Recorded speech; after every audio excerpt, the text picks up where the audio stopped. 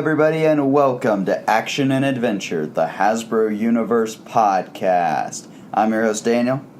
And I am your other host, Callum. And today we have a big show for you guys. We're actually recording this several hours before our usual recording time, partly because I have things to do later today, and partly because we wanted to get as much time to talk about this. Because not only do we have some solicitations, we have 6 comics to talk about this week.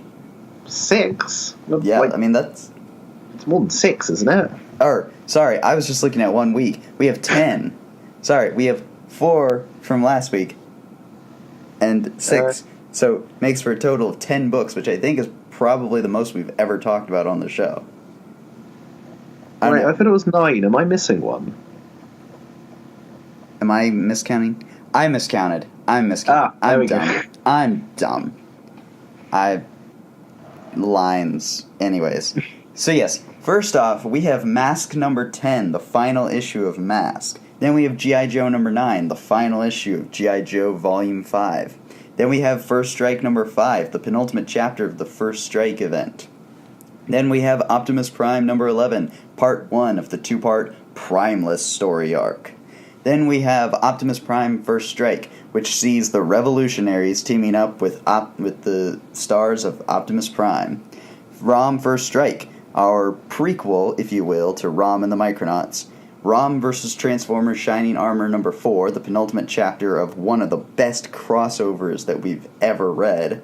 Lost Light number 10, the beginning of the Mutineers trilogy. And finally, Misfits Infinite number 3, the conclusion to the Jem Infinite crossover. We have a lot of books. It's just IDW lately, Well, no, we've had, on weeks where there is one book, and then weeks where there are 4 or 5 books. And yes. So needless to say, we will not have time to do any ranking segments today. God. Yes. But first, we have the solicitations for January of 2018, starting off the new year, which will be in several months. If we go through what we got first, we have got Optimus Prime 15, which is part 1 of The Fooling, in which Onyx Prime is returning at long last. I think we were talking the other day on the Allspark about how long ago this was first. I think the first act wholesale reference to Onyx Prime is coming back, that was Galvatron's dying warning, wasn't it? But this whole Prime storyline has been going on since since the Galvatron the Barbarian flashback started in early season 2 of RID. Yeah, so it's a long time coming. Yeah, and Onyx himself has been building since that issue with Rhinox. I forget what the issue number is, but I feel that's when we really got some focus on Onyx Prime, and that has built up into Onyx finally coming back. I will say this: I'm surprised it's not in the. I think everyone was between that and Liege Maximo. Pretty much everyone was calling that to be built up to Power of the Primes, but it's not. It's apparently Onyx Prime is going to get his own story arc. Yeah, I mean, it kind of ultimately does make sense, because I guess that this story plan, the plan for this story, did exist before Power of the, or at least before IDW knew that Power of the Primes was going to be a thing, and now we know that isn't what Onyx's big story is going to be. I am guessing that IDW Power of the Primes is going to focus more on the new Prime aspect over the return of the original Primes aspect, and what I think we'll get is a in the tradition of Battle for the Cowl, say, we'll get a mini series about everyone fighting over who gets to be the new Prime, basically. And hopefully Optimus it'll be a lot better than Battle of the Cowl. But yeah, so Optimus Primal, who we have seen as part of Onyx Prime's army in the flashbacks, maybe. Maybe. It was unambiguously Optimus Primal. It was more so than Megatron. It was an ape. I mean, What? No. we didn't see him transform into robot mode. No, there was straight up like half a Optimus Primal like face. He was like sticking into the panel, like for realsies.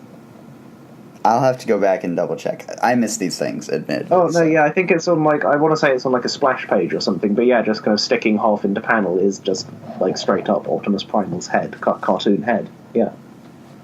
Okay, So, I'll have to go back and double check that. He will clearly end up on kind of Cybertron in the fallout of the Falling, and so he's around to be part of the battle for the Matrix. And so that's what I'm predicting we'll get for Power of the Primes. That will be it will be primarily around there being a new Matrix bearer. Although you do have to wonder, like, how would that actually end up happening? Because, like, I don't know, if Optimus, why would Optimus give up the Matrix, like, without dying? Because I assume he's not going to die before the book ends. Like, you'd figure that a book titled Optimus Prime, like, is not going to have Optimus Prime die at any point before it ends. So I don't know. Here's what I'm going to predict. I'm going to predict that Optimus loses the Matrix, like physically loses it, and so it's like a whole bunch of characters are like trying to like get it back, and so like or get it like we can have the power of the Matrix and all that, and that's how we get we could have RC trying to get it back for Optimus. We could have Pyromagna trying to get it for herself. All that kind of stuff. Something like that. I do think you're right though that Optimus Primal will probably play a part as like Onyx's lieutenant or something like in the Falling, and that's where we sort of will get introduced to him. And then like after Onyx's defeat or whatever happens after the Falling, then that will set the stage for him to sort of take power in Power of the Primes. And I'm really looking forward to the way, because like a lot of the Beast characters are so different in their IDW appearances compared to the original cartoon. And just because of that bio that Hasbro put out for Power of the Prime votes, I'm really looking forward to seeing what this version of Optimus Primal is like, because I think it's going to be a very different character to what came before in the cartoon. But I think it'll be like an Ileto 1 thing, where it's like very different but very cool at the same time. I don't know, I would not be super keen if we ended up with like an Optimus Primal who isn't sort of like the optimistic kind of like can do sort of never say die kind of, like, I don't know. I suspect like he will obviously be like working for a baddie initially, but I would guess that he won't be like a huge departure. Like, at least that would be my prediction. Because I don't know, like, of the Beast Wars characters that have turned up in IDW, like, kind of, they haven't been that, like, people like to say Rat Trap is completely different in IDW, but like, if cartoon Rat Trap was put in the situations that he is put in IDW, like, he would absolutely act like that much of a bastard. Like, yeah, I mean, it's definitely drawing on his season 1 before his whole character arc, thing, but it is still Rat Trap, very much. Yeah, like, cartoon Rat Trap was sort of kept in check to a degree by having friends who were sort of far better people than him. Yeah. I'm looking forward to the Falling.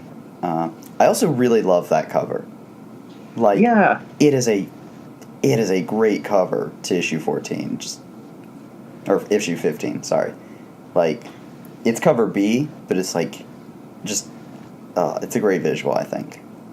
Yeah, I'm intrigued by the kind of what significance, if any, there is to the fact that it's the Mistress of Flame who is the sort of the silhouette in which kind of everything is set. Like, I wonder if she might die or something, as sort of that's the kind of in Onyx Prime's kind of big opening attack, might the Mistress of Flame die? Or actually, might we yet see that that vision of Optimus's come to pass, where Aileron becomes the Mistress of Flame? Oh, you're right. Oh my gosh, that would be so cool. That would be so cool. I would actually love that. Because, like, especially when kind of late on, well, we'll talk about it later in the issue, but kind of Aileron has been sort of stepping up and sort of taking charge more often as of late. Yeah, I'm wondering now. And that'll place her in a very interesting position, because Mistress of Flame is obviously, prime, divine prime, worshipper, and Aileron was that, but has begun to see Optimus in a different light, as of recently. So that'll definitely be an interesting development if that's what happens. Another thing I want to touch on with the solicit is it mentions Windblade defending an already tense planet. So this does look like this is what's going to happen to the Till All Are One cast. Not only are they going to go off to, and be a part of Visionaries, but they're also, like a lot of them are going to get subsumed into Optimus Prime. And this is kind of what I expected to happen, honestly. Mm-hmm. Yeah. With, like especially, like, characters like Windblade, was that they would get, they would turn into the supporting cast in Optimus Prime. Well, yeah, kind of Starscream was already sort of being kind of shared to a degree by the book, so yeah, it's not surprising. Although I do now find myself wondering, kind of actually, because if Onyx Prime's return is like playing out at the same time as Transformers versus Visionaries, how's that going to work? I mean, there's got to be some sort of connection, right? Well, I don't know. I mean, I'd be more inclined to believe maybe that just one is set after the other, because it would be kind of weird if there were two separate kind of invasions of Cybertron. Like I highly doubt they're gonna go back and forth, and I highly doubt that Optimus Prime number 15 is gonna have Ironhide's off in dealing with those other guys.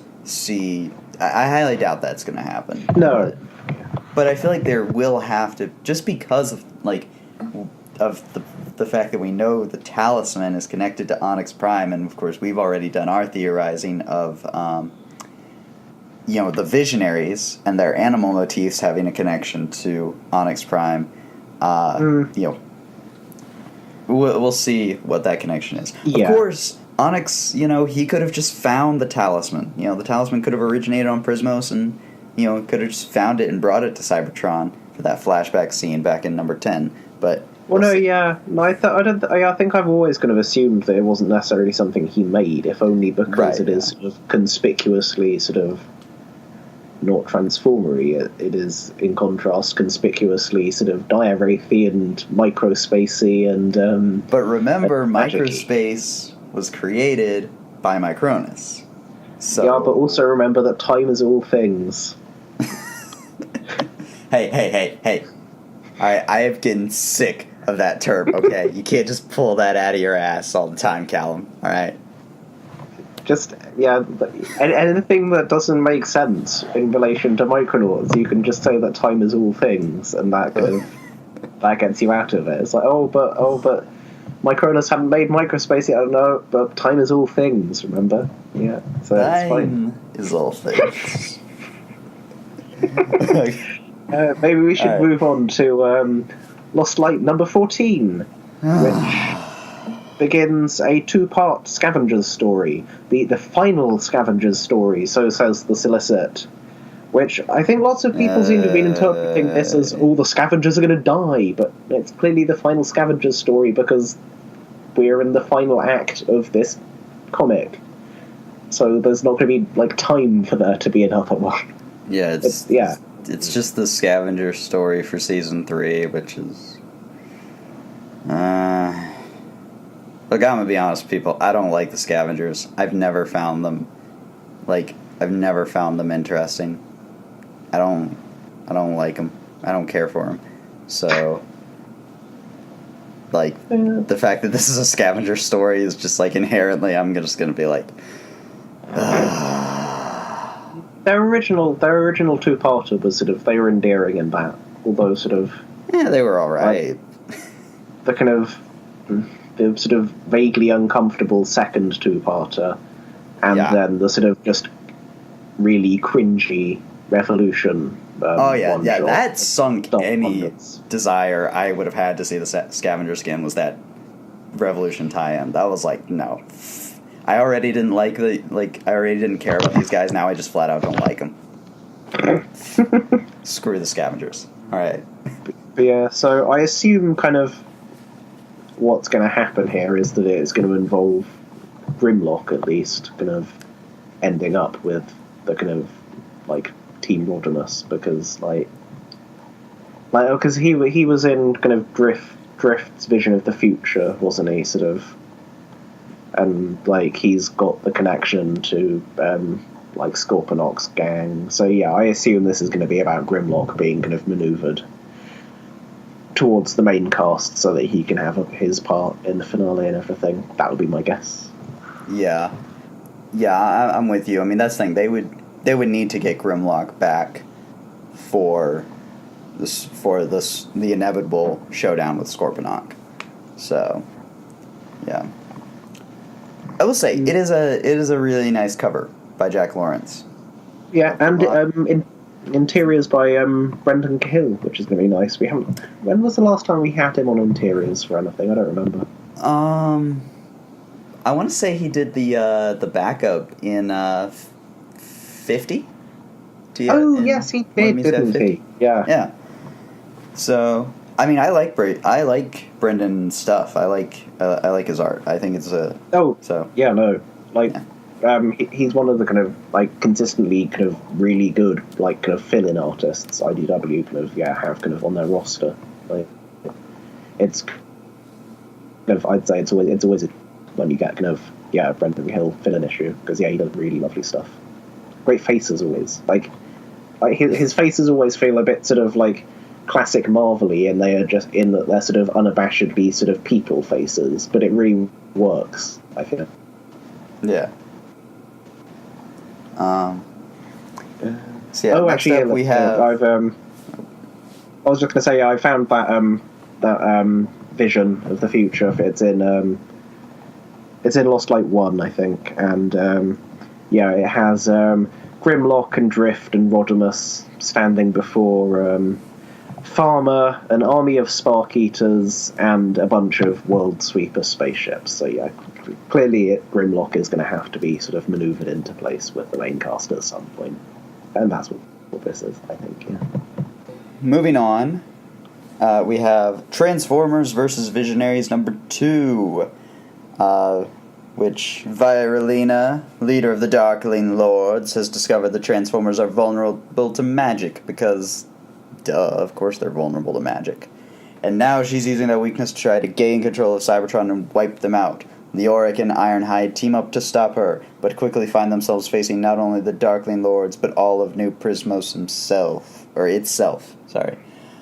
So yeah, so this gives us a bit more of the story. I am so glad that like by the second issue, we're just immediately gonna have like good guys, like we're gonna have the same kind of setup we have in First Strike, where the good guys of the other franchise are going to be teaming up with the Transformers rather than having it be some, like the kind of like the bullshit we went through back in Revolution, where it was like with M.A.S.K and and Leoric being like, Viralina, we shouldn't be doing this and all that. So yeah, it made sense in the context, I think, but sort of it did, nice, but I think don't have to go through that again. Yeah. I mean, it made sense in the context, but I think we're all a little tired of that being a constant thing. So the fact that we can expedite that process to, all right, we're going to have the Darkling Lords, trying to kill everybody, and the Spectral Knights fighting everybody. Although I am interested to see if maybe like if it is like a mask thing where like the spectral knights are gonna like split off from like the Darkling Lords, like if it's all gonna be like one order of knights, and then like Leoric says, guys, we shouldn't be doing this. We should do so who's with me, and then half of them go over to Leoric's side and all that. If it is gonna be like a mask thing, but we'll see. But it's interesting then that kind of between the kind of text and the cover, it seems to suggest that how all these visionaries are going to end up on Cybertron is that literally a chunk of Prismos is going to end up on Cybertron somehow. Yeah, that's the thing. Like this cover clearly has just an entire city from Prismos just sitting on the planet, and that's sort of my theory is what's going to happen with the talisman is it's going to just teleport this whole city just right onto Cybertron at the end of First Strike. So, well, see, in contrast, kind of the hot new theory that I've been talking about with some people the other day was, did Unicron eat Prismos? Is this all that is left of Prismos after Unicron ate it, and it's crashed down Cybertron somehow? That would be interesting. Because we had the full preview, for First Strike 6 recently, and so from the credits page for that, we can see that instead of Origins of Evil, that has finished apparently. The main story of First Strike 6 it runs 4 pages longer, and those final kind of pages 21 to 24 are drawn by James Reyes, and so people are wondering is this going to be some kind of epilogue for First Strike / teaser for the Unicron event, and it's going to be because James Reyes is going to draw the Unicron event, and is it going to be the Unicron ate Prismos, and that is why a chunk of it has ended up on Cybertron because that's all that's left, and that would be a really cool way to tease Unicron. That actually could work. I could see that happening.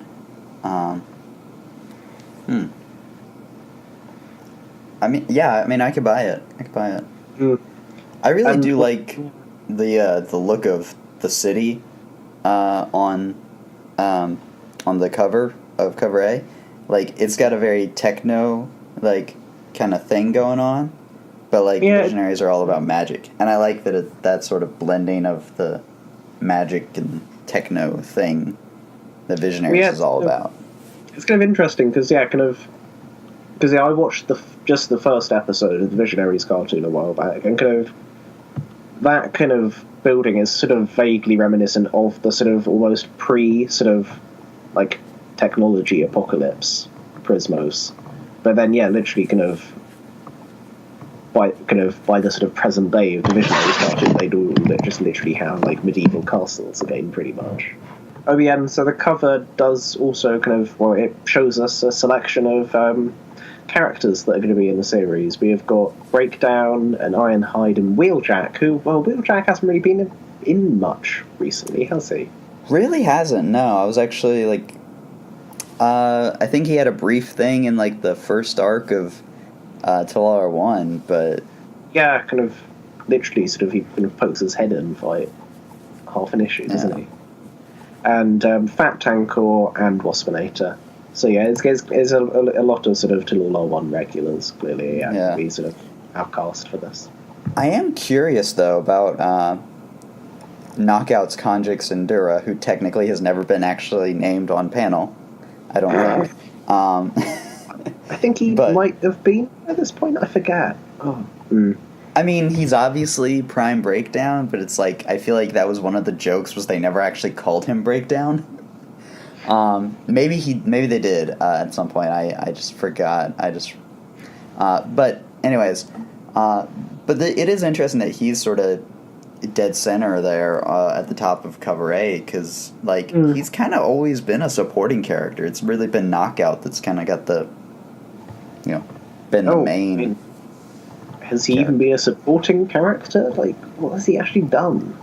He's a very supportive husband. Yeah, was he part of one of the kind of teams during the sort of Titans Return arc, maybe? I don't remember. I think he was, yeah. But yeah, I feel like that's basically all he's done in terms of actually, being part of the plot and not just sort of standing there to Knockout. Well, I mean, behind every great Council of Worlds representative is a great man, Gosh, I feel like we've been talking about some of these for a long time, so I feel like we should move on to Scarlet Strike Force number 2, which is now of 8, interestingly. That wasn't given last month, but yeah, it is now being solicited as an 8-issue limited series, which kind of... I am glad they're just dropping the pretense at this point. It's ongoing. Yeah, because I think it's better to sort of know that you have 8 issues so that you can plan ahead for an 8-issue story, rather than just sort of having an ongoing where kind of we'll see how it goes, and then you get sort of daft things like M.A.S.K with its 5-issue opening story, then a 2-parter, and then a 3-parter that kind of abruptly turns into a finale halfway through. This issue, of course, brings us Croc Master. Honestly, I haven't yet reached the point where he shows up in IDW, but I kind of love this guy just on the principle.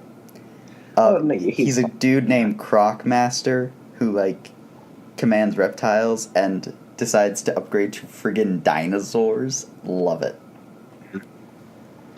Because we'd seen this cover before, so sort of pretty much the new bit is the solicit text, which it promises savage jungles, dinosaur fights, magic rituals, kung fu, monster trucks, giant robots, weird science, strange villains, and more.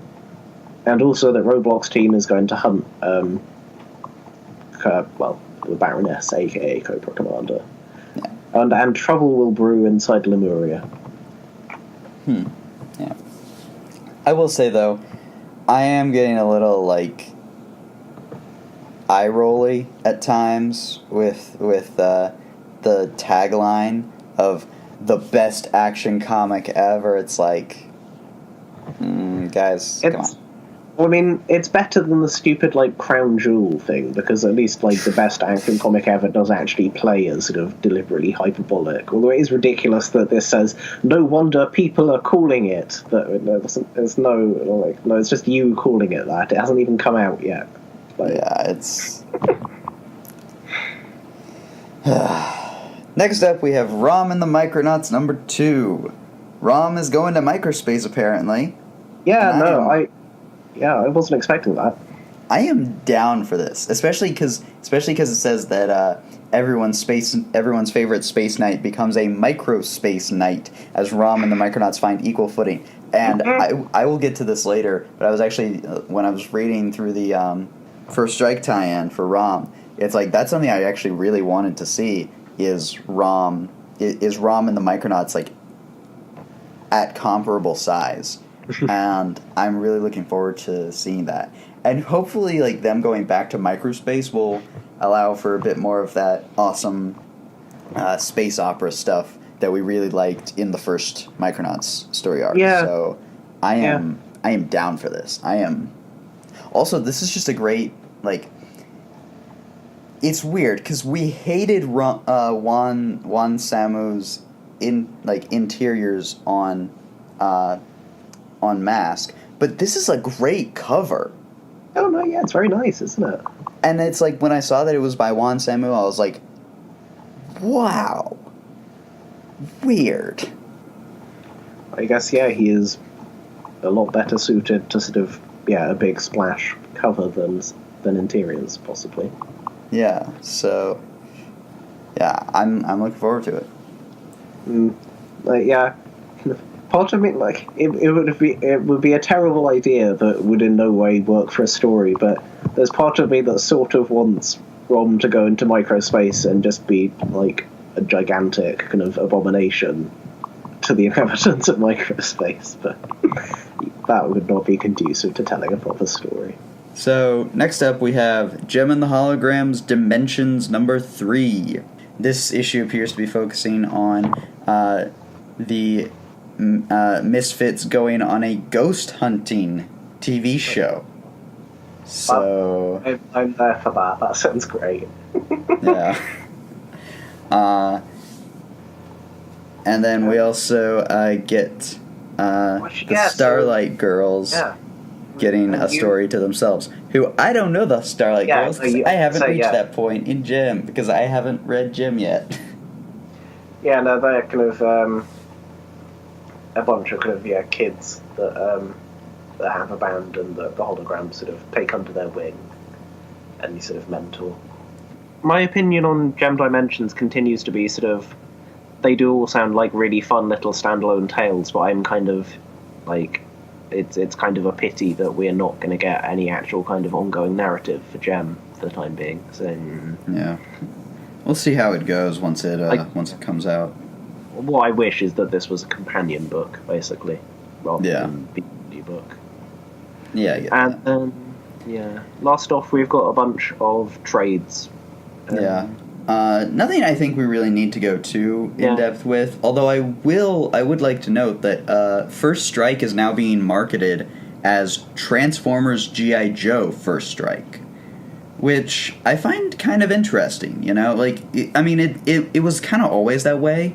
It was very much just a G.I. Joe Transformers crossover, but it does seem weird that it's only like after the event is over that they're now like branding it with just these two franchises. But yeah, I guess that might help to like, you know, like because Revolution you couldn't brand it Transformers ROM, Micronauts, G.I. Joe, M.A.S.K, Revolution.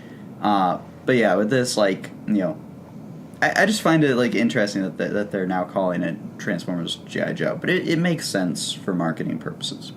Well, yeah, kind of, it gives it sort of it makes it sort of clearer. So I guess kind of what it's about, and also kind of it would be really silly to try and pretend that really kind of say that Ron is actually involved in. Although over in any real he is way. In the Champions trade paperback. Their tie-ins are in the Champions trade, so that's another reason why it's a little funny. Well, yeah, it makes sense on the main series trade paperback. It's kind of weird on the Champions trade, like the Champions trade paperback that's got the one-shots in. Yeah. Yeah. But yeah, otherwise it's Optimus Prime Volume 2, which is it's all like 7 to 10 in the annual. The Windblade one, which is interesting, it says it collects the 4-issue and 7-issue Windblade miniseries, but I assume when it says that, it actually means the original 4-issue miniseries, and then issues 4 to 7 of the 7-issue miniseries, because I can't imagine it's going to contain half of Combiner Wars, and it's not going to have all of Combiner Wars. Yeah, that's a good point. That would be like really weird if they do collect just like half of.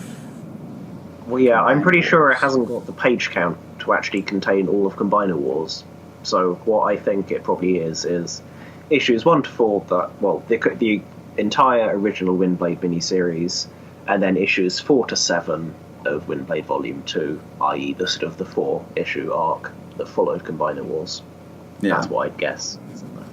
Then maybe Combiner Hunters as well, probably, thinking about it. Considering it has Combiner Hunters cover art, and Combiner Hunters was also put into that second Windblade trade that collected that second 4-issue series.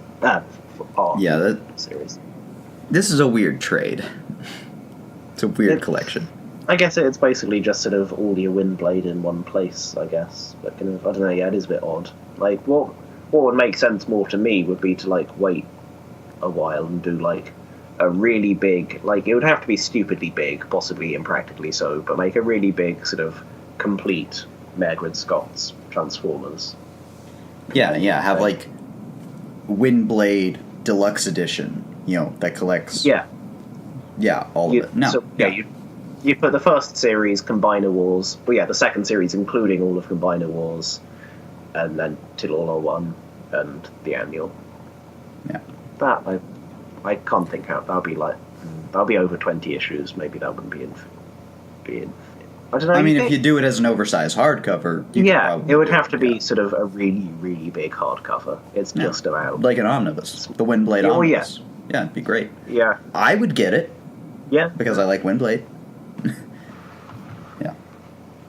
And then we've got the next volume of the IDW collection, which is doing the kind of immediately post-Dark Cybertron arcs of More Than Meets the Eye and Robots in Disguise, and the Jem Infinite trade. Yeah. Yep. Awesome. So, we should probably move on to some actual comics.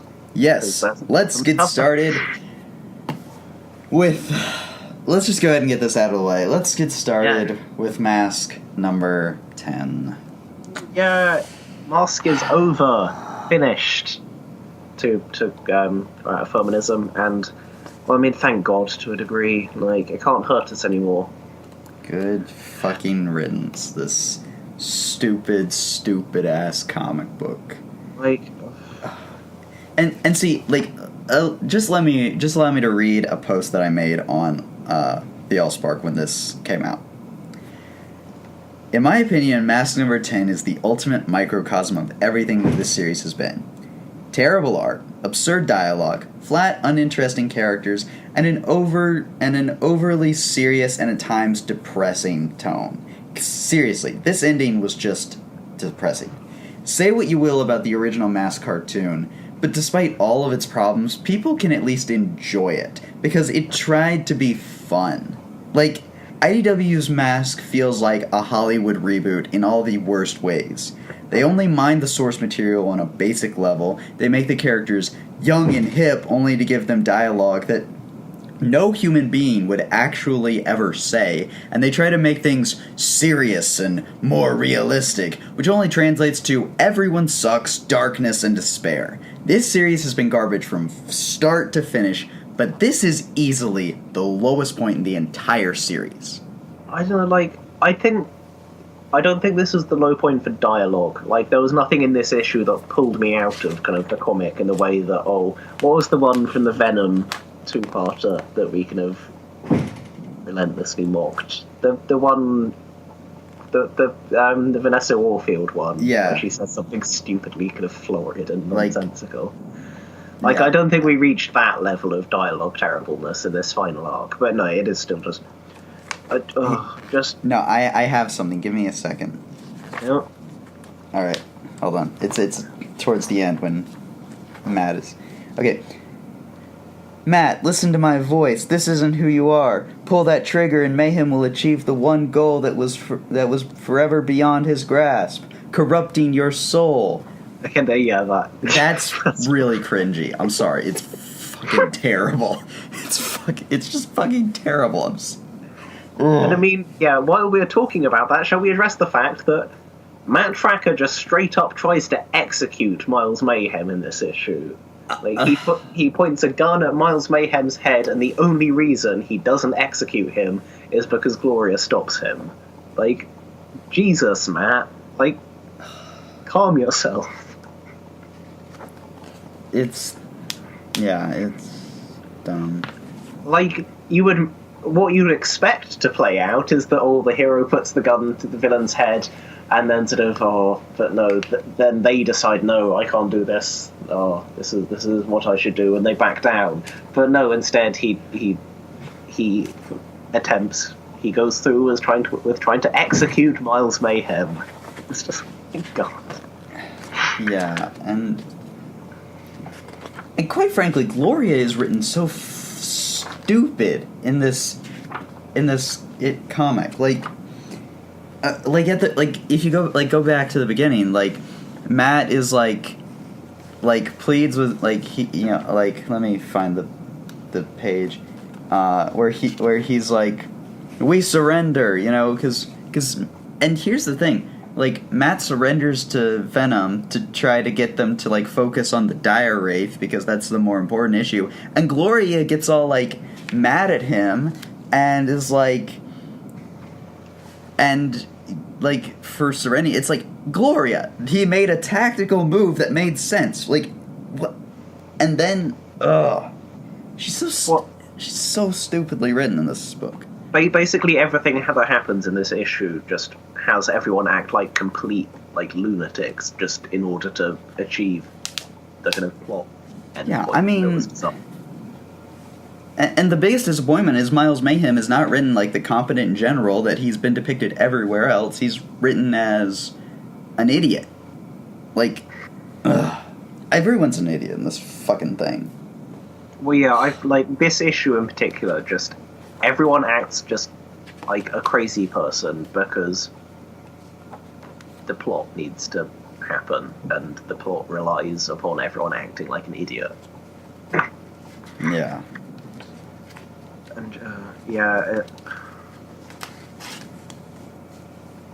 And it just ends. Like, the ending is so tacked on. Like, it like, that's the thing, like, Venom escapes, and then, you know, like, at the end, it's like, Gloria is leaving. Ironically, Gloria is the only person that we see leave, and yet she's the only one that we know comes back with First Strike. And then, like, Matt's narration is just like, you know, like, M.A.S.K isn't dead. My next incarnation will be leaner, efficient, aggressive. I owe it to the world. And, like, and with that, it's like, is Matt gonna be a villain? Like, I was getting this, like, very super-villainy kind of thing from him. Like, well, yeah. It's so, like, you know, it's not like M.A.S.K was right about war, or Gloria was right about war. It's not the place for love or hope. It's about a clear course of action. It's a mandate to win at any cost. It's like that. Like it sounds like Matt is going to become a supervillain or something. It's like, this is terrible dialogue for a hero. I mean, it's what has been written here, but we know very well that none of this is actually going to happen, and what is actually going to happen is that Matt Fracker is going to sign up with G.I. Joe. So it feels especially pointless that we have this, angsty sort of, monologue about how, Matt Fracker's going to going to make a new mask with kind of, well, no feelings, it will be cold and efficient, and But no, you're not. We already know you're gonna join G.I. Joe and be in Scarlet Strike Force. Yeah. I mean, there is an increasing case for just declaring this entire ongoing series kind of non-canon. Honestly, because it's so bad. The degree to which it fails entirely to mesh with anything else in this line is just hilarious at this point. I mean, honestly, if I ever get the chance to write M.A.S.K, like, that would be my first pitch, is the entire first series is just non-existent. Somehow. Yeah. I doubt they would let me do that, but damn it, I want it. Just like, basically, if you're a person who sort of is trying Hasbro Universe books and wants to read M.A.S.K, just read the annual and nothing else. Because it's the best thing there is. It's like, the annual isn't like a masterpiece, but it is decent. It kind of does what it says on the tin. The annual is an entertaining story. But just don't think, I'll read it. I might as well, completism, because it's barely a functioning part of this universe as it is. Completism is stupid. Okay.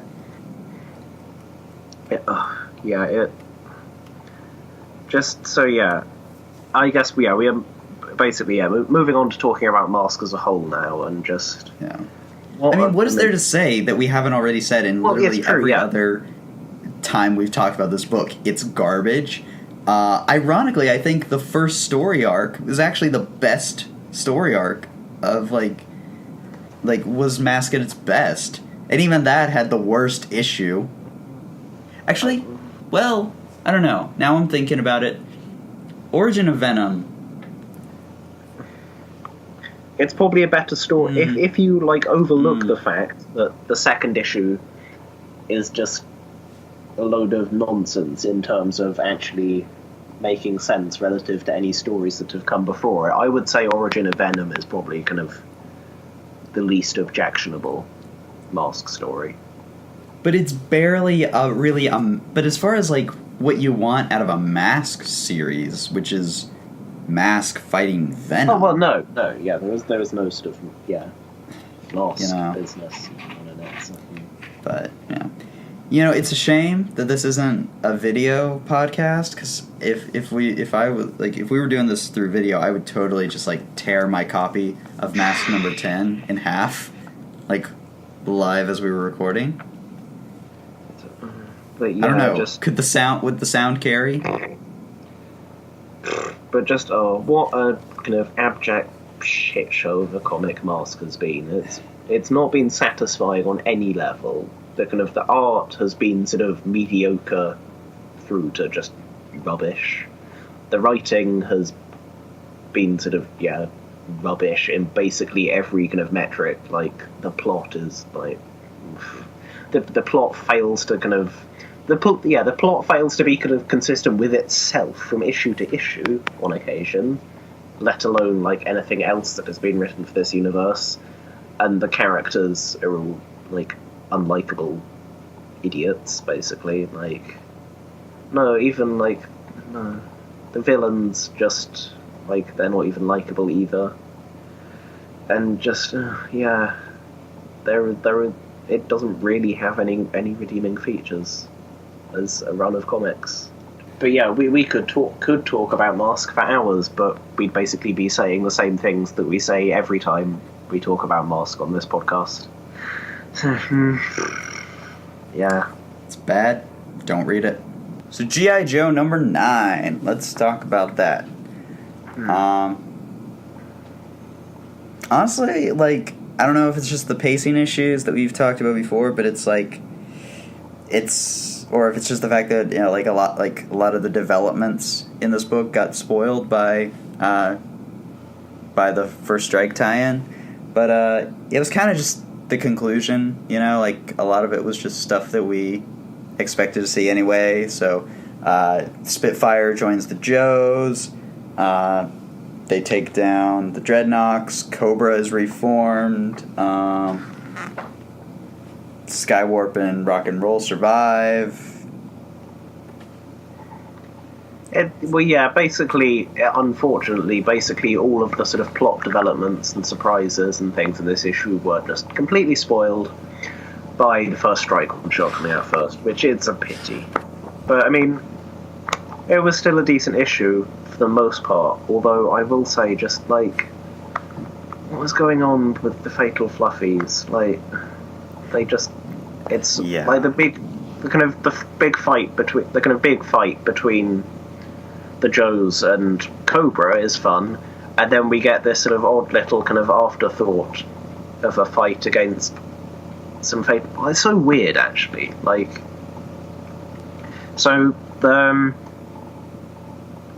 earlier in the issue, kind of Crystal Ball sort of murmurs, the hatchery, so many lost, and now only the progenitors remain. And as I read those lines, I was like, ooh, sequel hook. Are the progenitors the Inhumanoids? But no, like a few pages later, they're just some slightly larger Fatal Fluffies. And then they get killed. And it's like, oh, okay. What is going on? Like, is IDW going to do the Inhumanoids or not? Because just, like...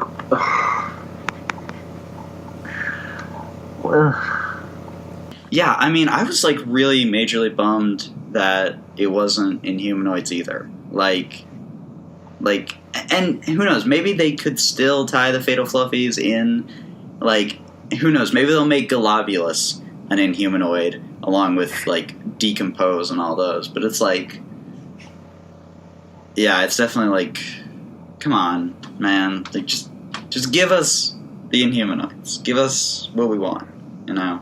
It's just so confusing that we've had just a whole story arc about there's straight up, what if we took the Fatal Fluffies and gave them the backstory, basically, of the Inhumanoids? It's so weird. Also, they murdered, like, all those adorable little teddy bears. Well, yeah. But, That makes me sad. Jerks. G.I. like, Joe. More like G.I. Jerks. Am I right? But yeah, I suppose, yeah. It's not like sort of Mogwai where there's like a thing then that happens to them, but they're fine. But if you don't do that thing, they're fine. Like, they did just arbitrarily turn into big monsters when, like, G.I. Joe turned up, didn't they? I think. Yeah. I mean, I'm mostly joking, but honestly, But yeah. See, that's how they get you. They show the cute versions, and then it's like, oh no, now I don't want them to die. So. Yeah, but just it's so strange that we like. And I mean, yeah, maybe they will be tied into the whole globulus thing somehow, because otherwise, as it is, it's just like there's a big race of underground monster things for no real reason, and we killed them, and that's the end of that. And it's kind of weird as it is. I don't know. Now, does Crystal Ball have like does he have a history of controlling giant monsters in the other G.I. Joe books? Because that's my biggest question, honestly. Is just how did this guy like? Well, in G.I. Joe Infestation 2, like he is. It's been ages since I read it, but yeah, Crystal Ball was a reasonably main player in G.I. Joe Infestation 2, and which, like Transformers Infestation 2 involves, sort of Eldritch, Elder God sort of abominations and stuff. So IDW Crystal Ball definitely has precedent for sort of meddling in the occult and sort of dealing with weird, unknowable monsters. So that at least is kind of that is actually playing on stuff that has come before. But just I'm like, I don't know. I just wish they were in the Inhumanoids, basically. And because what I did shortly after the series finished, though, is I reread kind of G.I. Joe Revolution through to G.I. Joe 9, like literally within I think like the space of 2 hours, the train journey. Just read it all in one go, and it reads so much better that way. Like, oh my goodness, this is definitely a series you could accuse of being written for the trade, because it reads so much better read consecutively. When we've been reading it month to month, it is kind of we have said repeatedly that the pacing feels weird. It feels really decompressed, and it is true. But if you read it all in one go, it does feel nicely pacey and exciting and everything. So like, of all the books that I think we have kind of talked about, this is one where I wouldn't begrudge anyone for wanting to kind of trade weight, because it genuinely reads so much better that way. Like, I'd been a bit down on this series just because of all the pacing stuff, but kind of rereading the whole thing in one go did sort of help me sort of reconnect with it and sort of rediscover some more love for it, because it's a really fun book and it does read really well. Read all in one go, but the pacing is just so decompressed. And what I'm hoping happens is that something of the kind of ludicrous breakneck pace of the first Strike two-parter is held over into Scarlet Strike Force. I'm currently hoping. Yeah, I'm definitely with you in that regard. Because like the pacing of just the first half of the first Strike tie-in is like, Jesus Christ, it's like somebody sort of turned up Aubrey Citizen G.I. Joe to 11 in terms of sort of pacing. Is ridiculous. I think as an exercise in kind of constrained writing, having Aubrey Citizen write a 2-part story rather than like a 4 or 5 issue story has kind of brought out something like amazing, because Yeah, it's a lot more go, go, go, go, go, go, go, go, go. It's insanely sort of, it is, yeah, sort of, like, kind of, hold your neck or you get kind of whiplash, kind of. Yeah, so yeah, I really hope some of that pacing carries over into Scarlet Strike Force. Like, what I would love would be if we got a sort of a more kind of episodic book in Scarlet Strike Force, like akin to Revolutionaries, say, where kind of there was kind of an overarching plot, and each issue was part of a greater plot, but each issue was also sort of its own little sort of adventure in its own right, because that would fix my one problem with this book, which is that just it is so decompressed as an ongoing. Like, everything else about it has been lovely. Like, the art is gorgeous. Like, the Milano Giannis art is so good. And I am sad that it's going away, but we're getting another good artist in return, so, like, I'm not sad. But yeah, the art is good, the action is really good. Like, a lot of the time, I find myself disliking action-heavy comics, because it sometimes feels a bit like you kind of breeze through it, and kind of it almost feels a bit like you're not kind of quite getting your money's worth. But the action in this book is really well done. It feels kind of like, yeah, kind of choreographed, and sort of you do get kind of into the actual kind of. Yeah, I mean, I really don't feel like we can really judge this series as a whole because of the weird pacing and all that. So yeah, I think you pretty much summed everything up pretty good yourself, like, just then. So yeah. Alrighty, so let's talk First Strike, number 5. Is it just me, or like did this seem like, I don't know, I don't know if this felt like too fast or what, but it's like, it doesn't feel like we should be reaching the end of this crossover by this point. I feel like we should still have more. It's been moving along a kind of a really kind of consistent pace, which I think kind of means that, yeah, it's sort of, in a way, it sort of flies by. But then I guess it will also kind of, certainly, like, from the villains' point of view, like, the villains have spent most of this miniseries basically just working their way down through the tunnels. So, like, there's not, like, a huge amount of kind of plot that's gone on. Kind of, it's not kind of, yeah, this event hasn't been anything like as plot-driven as Revolution. Like, Revolution kind of basically, until you get to, like, the last two, basically each issue is kind of a separate thing. It's quite episodic, like, yeah, the second issue is kind of, it's the M.A.S.K introduction issue kind of thing, whereas this one has been, it's been more serialized. So yeah, I kind of know what you mean, that yeah, it's sort of the fact that we are the penultimate issue does kind of, yeah, it sneaks up on you a bit. Well, yeah, and the fact that there's, like, I expected the final confrontation between, like, the Cybertronian, like, between Starscream, you know, the Till-All 1 cast and the Optimus Prime cast. I expected that to happen before the final confrontation with the villains, but apparently no. It's going to be a 3-way kind of end battle. So, well, that'll be interesting to see. I mean, that makes sense to me. Kind of, yeah, having it more of a, yeah, kind of big sort of scrum, kind of, yeah, everyone's fighting everyone. Like, that makes sense to me as sort of a place to go sort of finish this up. But yeah, no, I do what you mean, and that, yeah, know what you mean. The kind of the ending has sort of, yeah, it kind of sneaks up on you a bit. I mean, I guess it doesn't help as well that this series has been being released, well, sort of, I wouldn't say bi-weekly, because there's no...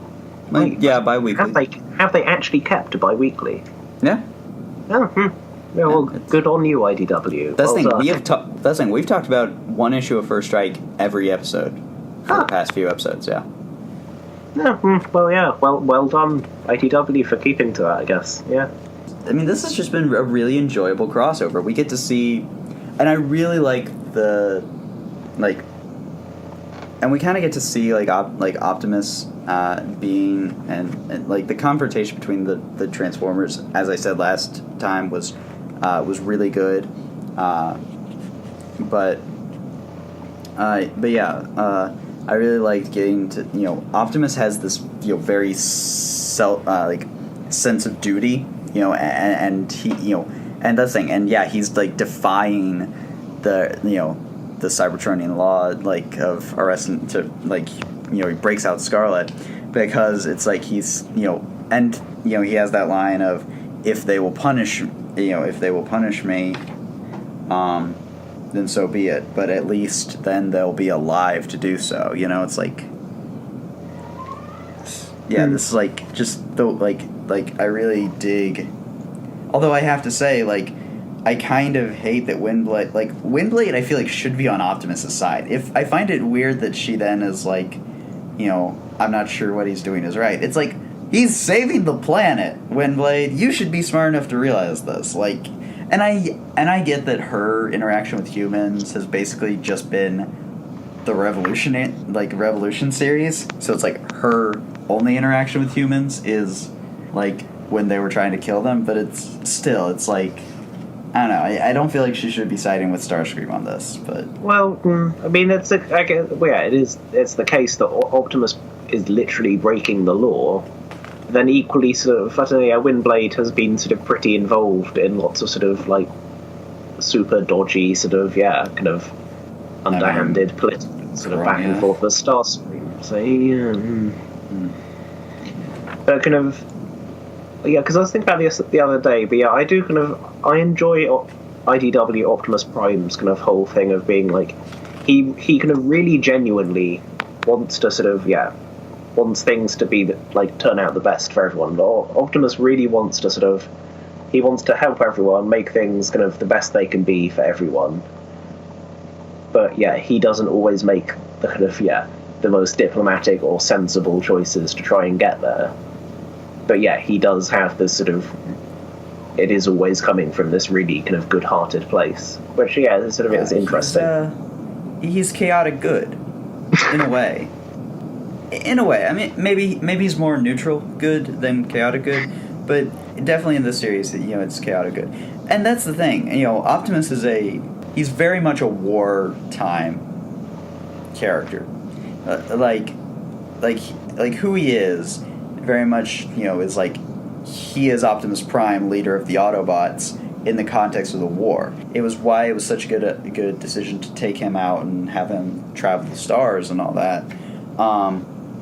But the fact is, Optimus thrives in a war-type situation as a military leader.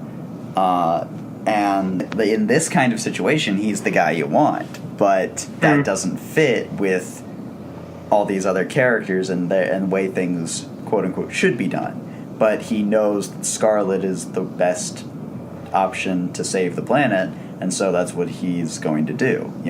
And if they're going to punish him, he accepts that readily, and I really like that. And I really like that, the friendship that he and Scarlet have developed over this series. It's really good. I really like it. Yeah, but sort of, and like the kind of the comics have sort of not sort of tried to pretend that everything IDW Optimus always does is like the right course of action. Like when he annexed Earth into the Council of Worlds in All Hail Optimus, that was portrayed as like, Optimus, really? Was that a good idea? I mean, the story was called All Hail Optimus, like, obviously. Yeah. But yeah, it's always coming from, like, him wanting sort of the best for everyone, which is sort of, he's an interesting Optimus, I feel. Like, some people sort of, like, moan and groan about, IDW Optimus, he's unlikable. But, like, no, I like IDW Optimus, he's sort of, he is trying to do he's trying to do good. He is kind of, everything he does is coming from like a good place, but sometimes he makes sort of these really pragmatic decisions that are like may get the job done, but aren't necessarily the most diplomatic or the best way to have gone about things. And which brings him into conflict with other people. I like IDW Optimus, and this series has been a nice outing for him, and it's been neat having someone else writing Optimus other than John Barber, who has sort of mostly been the only person writing him as of late. Yeah, and it definitely like Marguerite definitely keeps his same voice as that Barber portrays him as. It's well, and Rodriguez. Yeah. Yeah. But that's the thing, I don't really feel like there's much really to comment on as far as the main action. It's basically just maneuvering pieces into play so that we can have the final showdown in the next issue.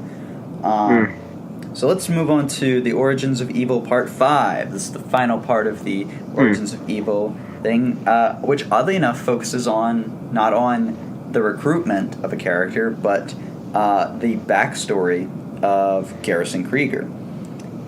And I actually kind of dig that. I actually kind of dig that we get to see, because we got some hints towards his backstory as far as through like the source book and all that. But this, we actually get to see, why he decided to join the war effort. How he met Sergeant Savage and all that, and how he became the conqueror,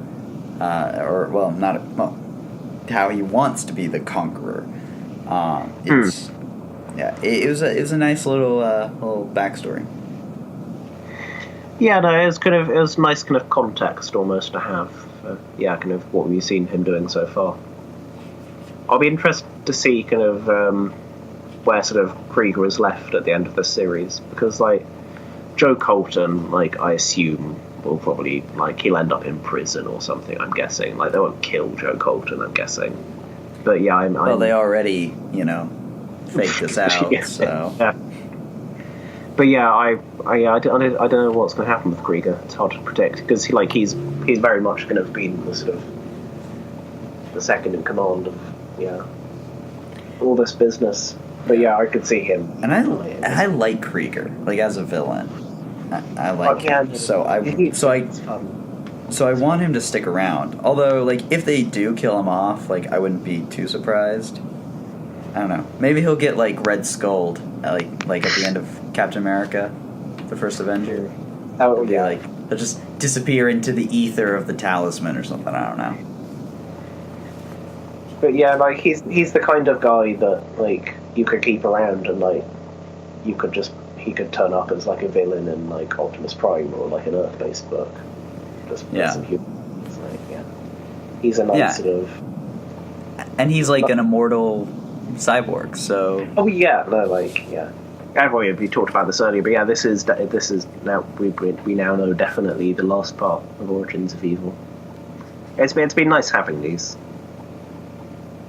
Yeah, I definitely have enjoyed seeing seeing how all these characters have come into play and worked together. So this has been a nice little backup story. Yeah, it's a nice bit of sort of like extra value almost for your sort of big crossover event. Sort of it's because this isn't cutting into the main story in the same way that Rom's backup story has been. This is sort of something extra we're getting for. Wait, no, the cover price isn't more, is it? No, $3.99. So no, yeah. So it's some nice little sort of extra content. It kind of helps make the kind of crossover feel a bit more special. It's fun and nice, and it's been cool gotten this. Optimus Prime? Yes, Optimus Prime number 11, which just up front about this issue, I really want to know just how this issue ended up having so many artists. I swear, this is the this is a who's who of John Barber artists. Everyone in this issue, he has collaborated. That's thing, because we have Sarah Petrie de Roche, who of course did a couple of issues of RID or of XRID. Oh yeah, Conquerors, isn't it? Yeah. Fico Asio, Revolutionaries, Paolo Vianney, who was the artist on Action Man, and Keizama, who is doing the main Optimus Prime series. So yeah, like I don't know. I don't know. Maybe it was one of those things where I don't remember what the solicit said months ago, but it's like it is weird that it was like that has so many artists. I assume it was a case that I don't know, maybe kind of Sarah started it and then something happened that prevented her doing the rest, so they sort of split it out between other people. Yeah. Because Sarah has the first 8 pages. Yeah. And Fico has 5. Yeah, it's after the first little interview thing, and I'll say this though, like, man, oh man, does Josh's colors are like go a long way to merging these, because all of these artists, like the way we normally see them, they have very different styles, like in many regards, but Josh's coloring manages to synthesize them incredibly well, in my opinion. Yeah, no, it's not as it's nothing like as jarring as it could have been, thanks to the kind of unified coloring throughout. Yeah. And actually, like, I believe that, like, this is the first time we're seeing Paolo on a Transformers book, right? Yes. Yeah. Like an actual sort of like Transformers book. Like he drew Cup in Action Man Revolution, but this is his first time drawing like a Transformers comic. Yeah. Yeah. And I really liked the way he drew the final few pages. Like, and maybe this is like Josh's colors working with it, but it's like aside from Jazz looking a little weird, I really liked the way he drew the characters in this. Like I would love to see him on another book, on another Transformers book sometime. So kind of everyone does sort of a nice job in this, kind of artists, Josh on colours. Yeah. And actually, one thing I do want to mention, because I'd noticed it myself, and then I saw her sort of talking about how she had done this on Twitter. Sarah is kind of deliberately on her kind of 8 pages. Sarah is deliberately inking heavier than she would normally to sort of make it look a bit more like Keizama's art, and it does look really nice. Yeah. Like kind of. It's some kind of like impressive kind of versatility almost. That she's able to sort of really nicely sort of pull off a sort of like ink heavier sort of like it's not sort of you can still tell that it's Sarah's art, like especially like looking at people's faces, like robot faces. I feel kind of I feel like kind of robot faces are the thing that you can tell, yes, that's Sarah's art. I can't tell you what exactly, but there's something about them. But kind of, she does the heavier inks and pulls it off well. Although I will say this, speaking of robot faces, the one that I didn't like was Osseo. On there's one page where he's drawing Aileron, and first off, he really likes I don't feel like we've ever seen Aileron have teeth.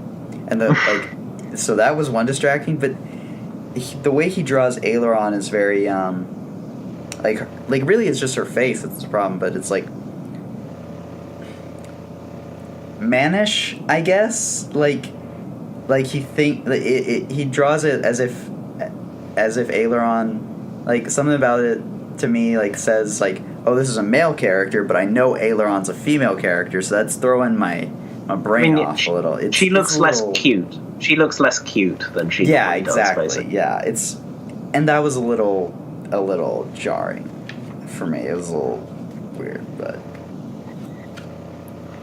yeah. But I kind of I feel like kind of all she the also artists doesn't have the lipstick that she normally does.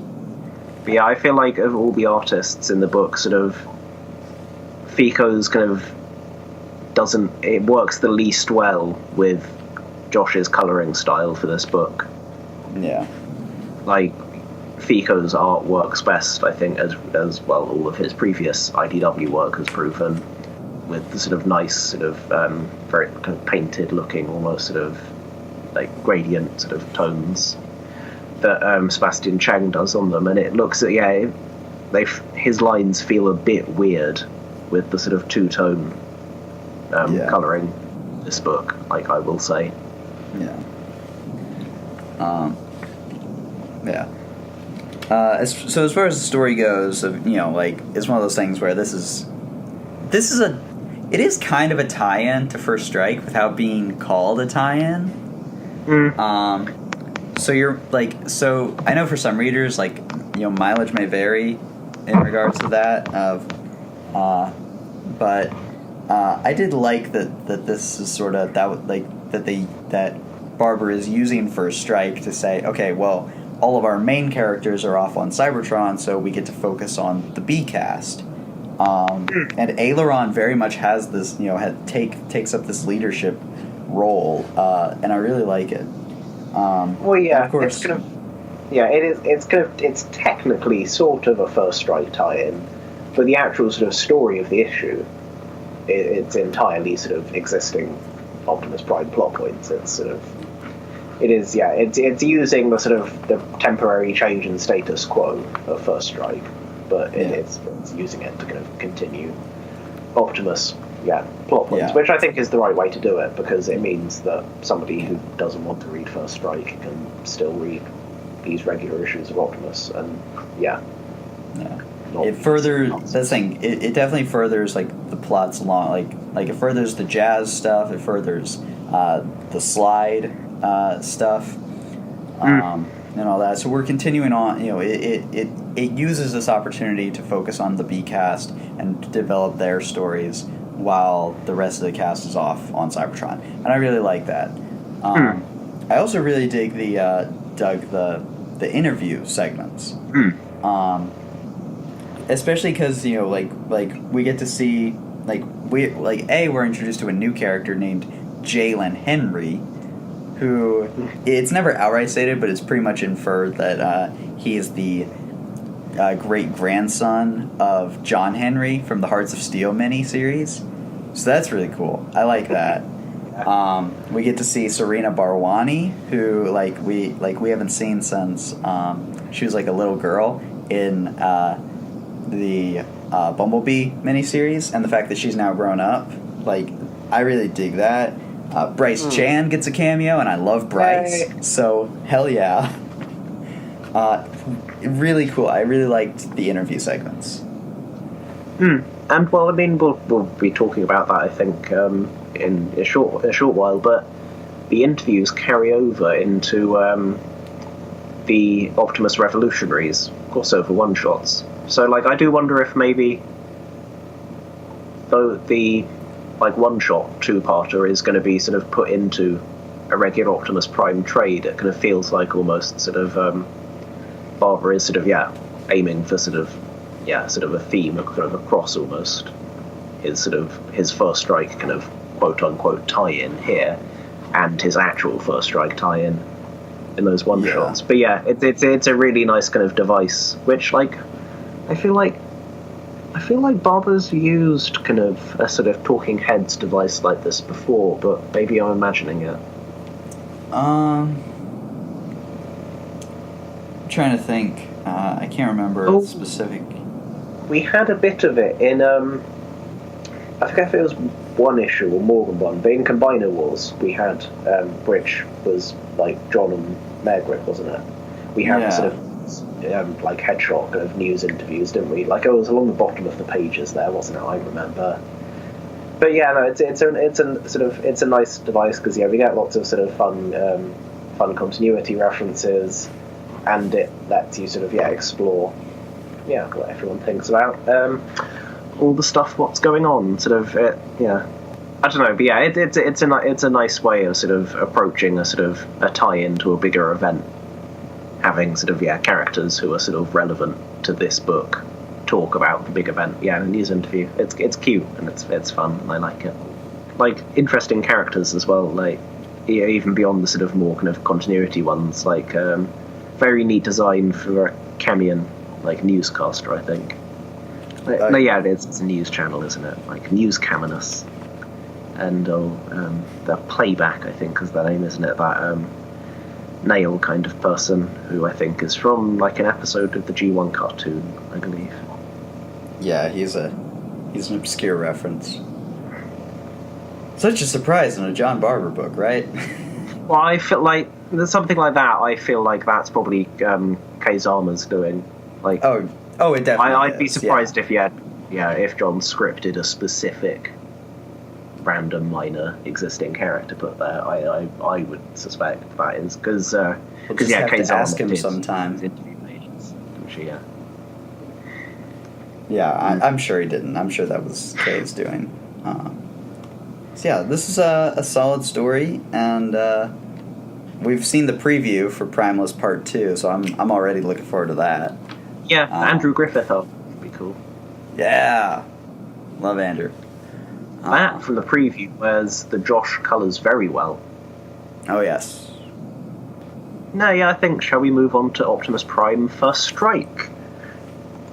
Yes, we shall. So this is book all about my boy Centurion, and I'm sad because I wanted him to be a good boy, but he's not a good boy.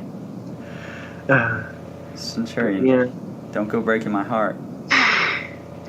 Yeah, because whilst the title of the second issue would have you believe this is a kind of an Optimus Prime / Transformers story, which that doesn't make any sense. Like, there's no Transformers. Yeah. It was originally it's marketing bullshit. It's marketing bullshit. Okay. Yeah. We know from the original checklist we saw, I think in like First Strike 0, that this was originally going to be Optimus Prime First Strike Revolutionaries First Strike, because it is a story about the cast of Optimus Prime teaming up with the cast of Revolutionaries. And I'll be honest, I think that's its biggest problem. Well, this issue, I think it suffers from kind of feeling obliged almost to work in more Optimus Prime characters, like kind of Pyromagna and things. Yeah, it feels like it could have gotten to the point of, the point being a story about RC and the Revolutionaries, going to try and rescue Centurion and Blackrock faster. Like it's like the Ron Micronauts one, where the first issue basically feels a bit set-up-y, and then sort of the actual team-up happens in the second one. So, but it's still, I think this issue pulls it off a lot better than like that first Micronauts one did, just by having lots of kind of fun character interplay to make up for it. Yeah, and that's one of the really cool things is we've seen these characters go off, the Revolutionaries go off and do their own thing. So now that we're bringing them back into like I was saying, like we get to see Mayday talking with Marissa, and that's saying those characters have they were always together in XRAD, but then they went they go off to Mayday goes off to be a revolutionary, and now they come back, and we get to see those characters interact after having done all this really cool stuff. I really like that. It feels like they're catching up and we're catching up with them too. It's like that was really effective.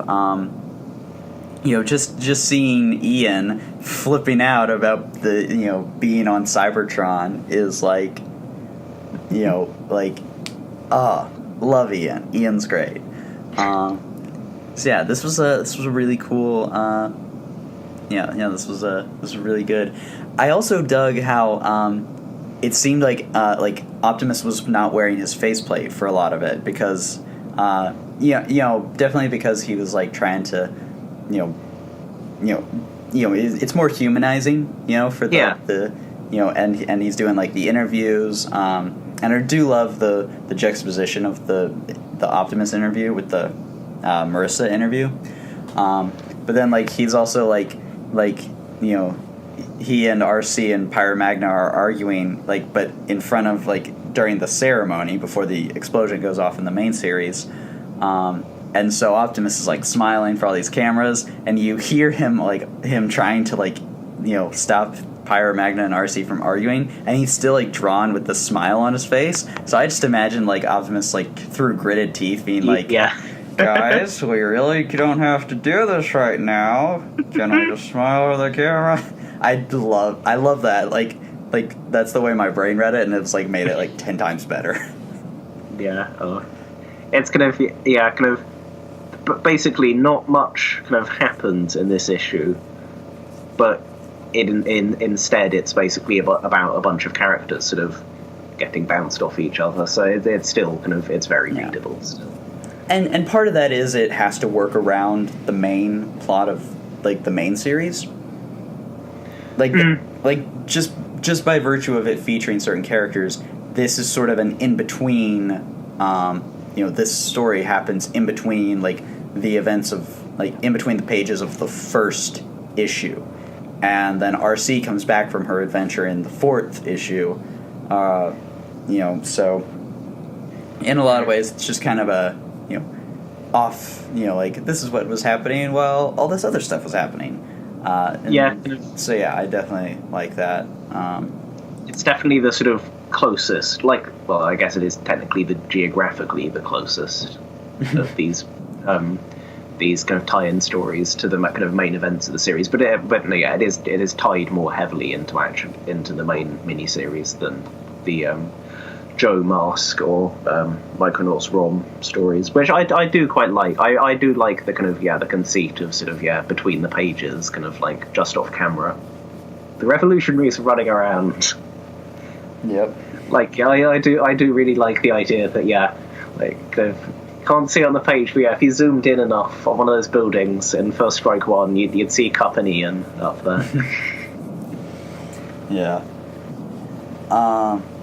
So yeah, and of course the other big thing is Colditz. Yeah, Colditz is back. Return. Even though, like, last we saw, he was, like, wasn't he, like, in AMP custody or something? Yeah. No, evidently Mercy freed him or something, so... Well, yeah, you'd figure. Well, I don't know, would she have a chance? I don't know. But yeah, he's free. Yeah. It's hard to know. I'm sure she had, like, a contingency. I don't know. But yeah, Colditz is around and all that, and he and Garrison Krieger evidently know each other. Yeah, why wouldn't they? Yeah, well, I mean, hey now. Are you saying that all Germans know each other? I was say, all the supervillains of German descent know each other, I'm sure. All the German supervillains know each other. I do love that line Cup says where it's like, ninjas, kid, this is your girlfriend's doing. And Ian's like, she's not my girlfriend, she's a friend who happens to be my archenemy. And of course she's not your girlfriend, Ian. She's Storm Shadow's girlfriend. Everybody knows that. That's true. Yeah. Dr. Shadow for life. OTP. Yeah, I'm just looking at that page. I like that. Kind of rather than I'm trying to think of who we've actually seen doing this. Like in the little Cup story in the Sourcebook issues, we had somebody else drawing kind of Revolutionaries Cup, and they were sort of, and because Revolutionaries Cup is the Titans Return toy basically, but in that issue there was sort of another person kind of drawing Fico Ossio drawing the Titans Return toy, whereas here, Guido Greedy is directly drawing the Titans Return toy, which it's nice. It's sort of it feels like that makes more sense than like drawing someone else's interpretation of a toy. Yeah, I mean, and I loved Guido's art in this. It was great. I feel like Guido's art, it's not Guido inking his own art, which, like, I feel always, like, I kind of Guido art always looks strongest, I think, when he's inked it himself. But it's not bad or anything in this issue. It is great art. But yeah, sort of, I feel sort of, I don't know, like the kind of, especially sort of, like when there's sort of like areas of black and stuff. I don't know, kind of Guido art inked by people other than Guido always feels slightly more like, I don't know, sort of primitive somehow. It's hard to define it. But yeah, no, it is still very nice Guido art with, I think, Thomas Deere colours, who sort of, I feel like, no, yeah, Thomas Deere hasn't been sort of the colourist for anything, but he's done sort of lots of sort of stuff here and there, I feel. Yeah. He's done a lot of, I know he's done a lot of fun pub stuff. Oh, yeah, no, he has, hasn't he? Yeah. Yeah. But yeah, he's just been here and there with some IDW stuff, so. He did the trail cutter. Yes, he did, yeah. But yeah, a nice job of it in this issue. Lots of sort of fun lighting with all the kind of explosions and things going on. Yeah, very much. So yeah. It definitely, though, like, it definitely does feel like more so like it would have been a little tighter if it had focused solely on the revolutionaries, but also I'm not sure how much of that is just my internal bias and Well, I mean, how much I want more revolutionaries all the time. Yeah.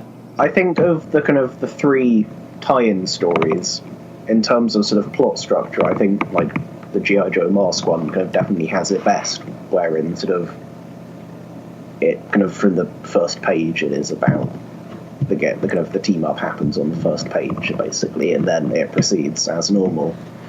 Yeah. Whereas the Optimus Revolutionaries and Micronauts ROM ones have been more sort of, okay, right, everyone's coming together in the first issue, and then they have an adventure together in the second, which it makes the first issue feel a bit kind of uneventful. But yeah, this like I said, this issue pulls it off well because just all the characters interacting is very fun. Well, and ironically, M.A.S.K and G.I. Joe are the one tie-ins that actually don't feature like a team up, really. Well, I mean, Cobra is sort of teamed up with Venom, but then, I mean, I guess it is literally just Venom they're fighting out in the field, isn't it? There's no... Yeah, it's literally just G.I. Joe versus Venom, you know? And Firefly. And Firefly's in there. But it's like, it doesn't feel the need to set up the two teams, but by virtue of M.A.S.K isn't around and all that, so... Yeah. But yeah. Good issue, and I'm looking forward to the second part. Yeah. Which, we've already seen, like, a full 5-page preview for, because, well, I was... Oh, yeah, which that one has art by, Prips. Prips did that. I'll say this, I am kind of disappointed that Guidi isn't doing both issues. Like, I like Prips' art, but it's like, I would have preferred that Guidi do both issues. Yeah, it would have been nice from a consistency sense. Yeah, although, like, I'm not going to complain because sort of it's fun seeing lots of people draw the revolutionaries. Yeah, definitely. Also, just like because it's in the back of First Strike 5's digital copy, and if you haven't read it, go read it. It's so good. Ian flirts with RC, and it's hilarious. Oh dear, yeah. Like, if you're listening to this and you haven't read it, go do it now. That boy, Ian. What are we gonna do with you? So, next, shall we talk about the other First Strike tie-in, which is out that week, which is ROM First Strike. ROM. It's the second part of the Micronauts and ROM crossover. Yes. So, this issue, it was fine. Honestly, I mean, it was fine. It was a nice little team up between ROM and the Micronauts, and we're gonna get a lot more of that in December. So, it's, I mean, it's very basic. Like, it follows up on the Micronauts part where Rom thinks the Micronauts are wraiths, fights them. I do like, and I did like Croyer, having to getting to slash through Rom's armor. But I'll be honest, the more I read this fight, I was like, I don't love Chris Panda's artwork on Rom. Just the way he draws certain things, the way Rom absorbs his neutralizer and all that, and then when a Croyer knocks Rom out and he does a little his eyes turn into little X's. Oh yeah, that was sort of a weird touch. That was dumb. It's so. Well, yeah, I see what you mean now. But yeah, he sort of, when he gets the neutralizer back, it's all sort of flowy as opposed to the sort of established aesthetic for sort of when the art does stuff. It's all sort of like platey and sort of almost digital looking. Yeah. Yeah. But I mean, I feel like other than that, the art is was perfectly good. I thought it's fine. It just it wasn't great. I feel like the Micronauts looked better than they did when he drew them in the Micronauts Revolution tie-in. Yeah, I mean, I like the way he draws the Micronauts. It's just there were certain times when he was drawing ROM stuff that it kind of was certainly a little weird to me. The eye cross thing was just odd. Yeah, what's going on there? And yeah, this does sort of actively set up Rom and the Micronauts at the very end. We have sort of Baron Karza and it's Dirge, isn't it? Yeah, it's Dirge. Yeah, making their alliance. Oh, actually, yeah, because is it just Dirge that has shoulder pads? Maybe, yeah. Yeah. But yeah, so no, this is kind of between them. These two issues are kind of a zero issue for Rom and the Micronauts, basically, I guess, aren't they? Yeah, I mean, yeah, it's basically all set up for Rom and the Micronauts. I mean, it's that's thing. It's a fine little story, but it's it's basically just Rom and the Micronauts issue 0. So yeah, it's kind of, I think, you said at the very start, it is basically fine. It sort of, it doesn't do anything wildly sort of surprising or sort of impressive, but it's not bad either. It's just it's fine. Yeah, it's the worst kind of it's the worst kind of thing for this show. Decent. Which, I mean, but I mean that it's a good solid story, but it's it didn't leave me it didn't leave anything very impressionable on me. Actually, one thing it's just there's right. some nice sort of body horror kind of wraith stuff, the panel of that's true. Them coming across the weird wraith blob in the sewers is oh god, some of those wraith people kind of things going on there is that is super unpleasant. That was cool. Oh, and actually, in the panel where the thing, the bioweapon has just detonated inside Biotron's chest cavity, and the first panel before it burst. Well, actually, no, yeah, in the panel afterwards, the sort of vague sort of skull shapes in the sort of goo. That was neat. I don't remember that, actually. Maybe I just didn't notice it. I know, yeah, it's kind of it's subtle, but yeah, sort of the blob as it's sort of bursting has these sort of subtle skull shapes in it, which that's cool. Huh. But yeah, I think this issue was kind of it was fine. Yeah. Oh, one other thing I wanted to comment on was there's two slight errors, quote unquote. One is Dirge saying to Karza that Karza betrayed the Wraiths in Revolution, even though they were never technically aligned. I guess sort of Miles Mayhem was kind of an intermediate. Well, no, but he did betray them in a sense because Oh wait, no, He the Wraiths turns up did and know. like absorbs them. He turns Yeah. up and absorbs them at the very least. Yeah, and I guess the Wraiths did know that there was a third partner, but Yeah. So, all right, I guess. But the other thing is, Rom says that that Wraiths can't infect, machines.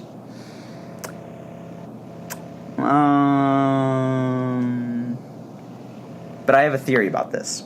So, Well, I mean, hold on because to are we this. going to say that, but Wraiths are infected Transformers, but are Transformers machines? Well, That's the here's thing. the thing. He says Wraiths cannot possess inorganic matter, or something like that. Which, if that's the case, then I guess if he says inorganic matter, then yeah, that is definitely false, because we saw a laptop had Wraith tech stuff. Yeah, back in, no, I back in, forgot about that. Yeah, back in the first arc of Rom. But I wonder if possess is the key word that is the optimal word here. Mhm. Possess implies control. We'll get to this when we talk about shining armor. We'll come back to this later. Yeah. I feel like, Transformers aren't just like metal. They're living metal that has CNA and stuff. So yeah. True. I can see why people have been raising eyebrow at it. I was like, yeah, because Biotron and Microtron are beep boop literal robots, as opposed to Transformers, which are energy beings in a weird living metal kind of shell, and sort of not literally organic, but sort of alive. And so it didn't bother me that much. Oh no, it didn't bother me. I was just felt like I should. Oh well, yeah, but I took it as read that that didn't include Transformers for whatever reason. Yeah. Now, shining armor was great. I love it. So good. Yeah. Oh. It's such a good. This is such a good series. So yeah. Callum, what did you think of this issue? Well, this series continues to sort of basically not put a foot wrong. The writing is great. The plot is going along nicely. Great dialogue from everyone. The characters are all very fun, and the art continues to be brilliant. We're going to have to talk about, aren't we? Ultra Vectress or Vectra Magnus or whatever you want to call it, but Wraith Magnus is really impressive to look at. Goddamn. Oh my god, so cool. Oh my god. Honestly, this series would probably not be as good as it was if they didn't have Milne on here. Oh no, yeah, he is an essential part of the equation that makes this a very good book, no doubt. Yeah. Yeah, it is. It is such a good it is such a powerful image. Not just when we see Vectral possessing Ultra Magnus, but then we see his silhouette in the sun with the sun setting behind him, and it has that sort of the haze, that hazy look that you see when it's a sunset, in that panel, and that was great. And then you just see this monstrous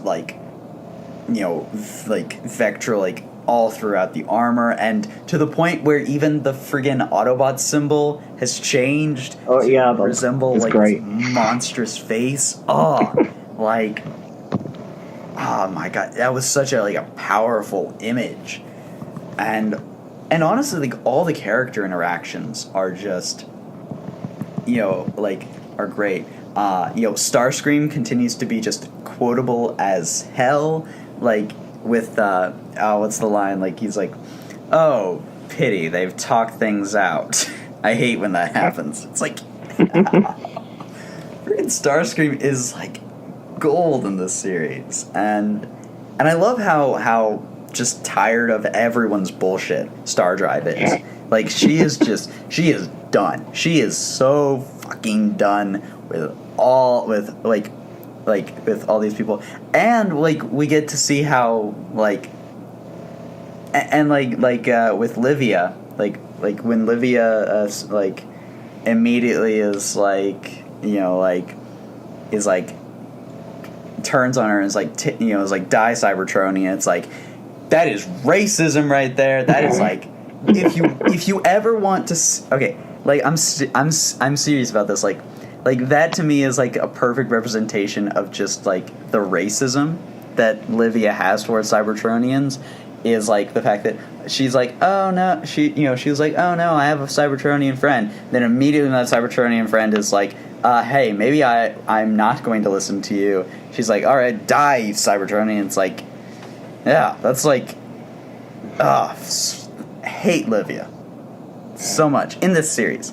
Like, she's fine on her own, but also Livia's dumb, and I want to smack her upside of the head and be like, you're a dumbass. Stop committing genocide. But yeah, so this is a great series, honestly. Oh, it's so good. Yeah, just it is not. It hasn't. I would struggle to say like a thing that it has done wrong. It's just. Yeah, it is pretty damn flawless. And I just like, and I also really liked Bumblebee and Sada's interaction. When Sada's like, you're just a machine. You're not programmed to do this. And Bumblebee's just like stops and is like, that is it, and starts laying into her. That was really great. This is one of those things where it's like there's really not much to say other than like what we've said with all the other, like previous issues of this series. But it's really good. I cannot wait to see the final issue. At the same time, I want the series to keep going because it's so damn good. But yeah, this is I definitely think that this series is going to be remembered as one of the best Transformers like stories like in the IDW universe. Oh yeah, kind of this story kind of deserves to be sort of seen as a classic. Like it deserves a fancy hardcover collected edition with bonus material. Yes. If we're treating that as the sort of gold standard that Last Stand of the Record's got. Yeah. I'm really looking forward to seeing the fall. Like, and also something I'm looking forward to seeing is the fate of Star Drive. Because I think that's something that everyone is kind of wondering is what's going to happen to Star Drive at the end. I don't think she's going to die. But no. Yeah, she's definitely going to kind of... I could see her flying off into the distance, though. Yes. Separate from anyone. Yeah. But yeah, so... Honestly, this is just a really good book. And if you're not reading it, then shame on you. Get caught up like, right now, because it's real good. Oh, and we had another instance of Astro Train's name getting wrong. Because Vector calls him Star Trek.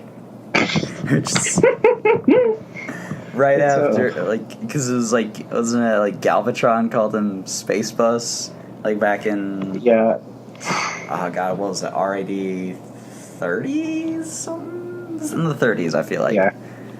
So. Just. Astro Train just constantly having a terrible time of it is the best joke. Yeah. Astro Train. Oh, and something I saw people commenting online, because Starscream refers to Sky Blast as Blastoff, or whatever his name is. Oh, yeah. Now, and here's the thing, because it was issue 2, the roll call page had Sky Blast listed as Blastoff.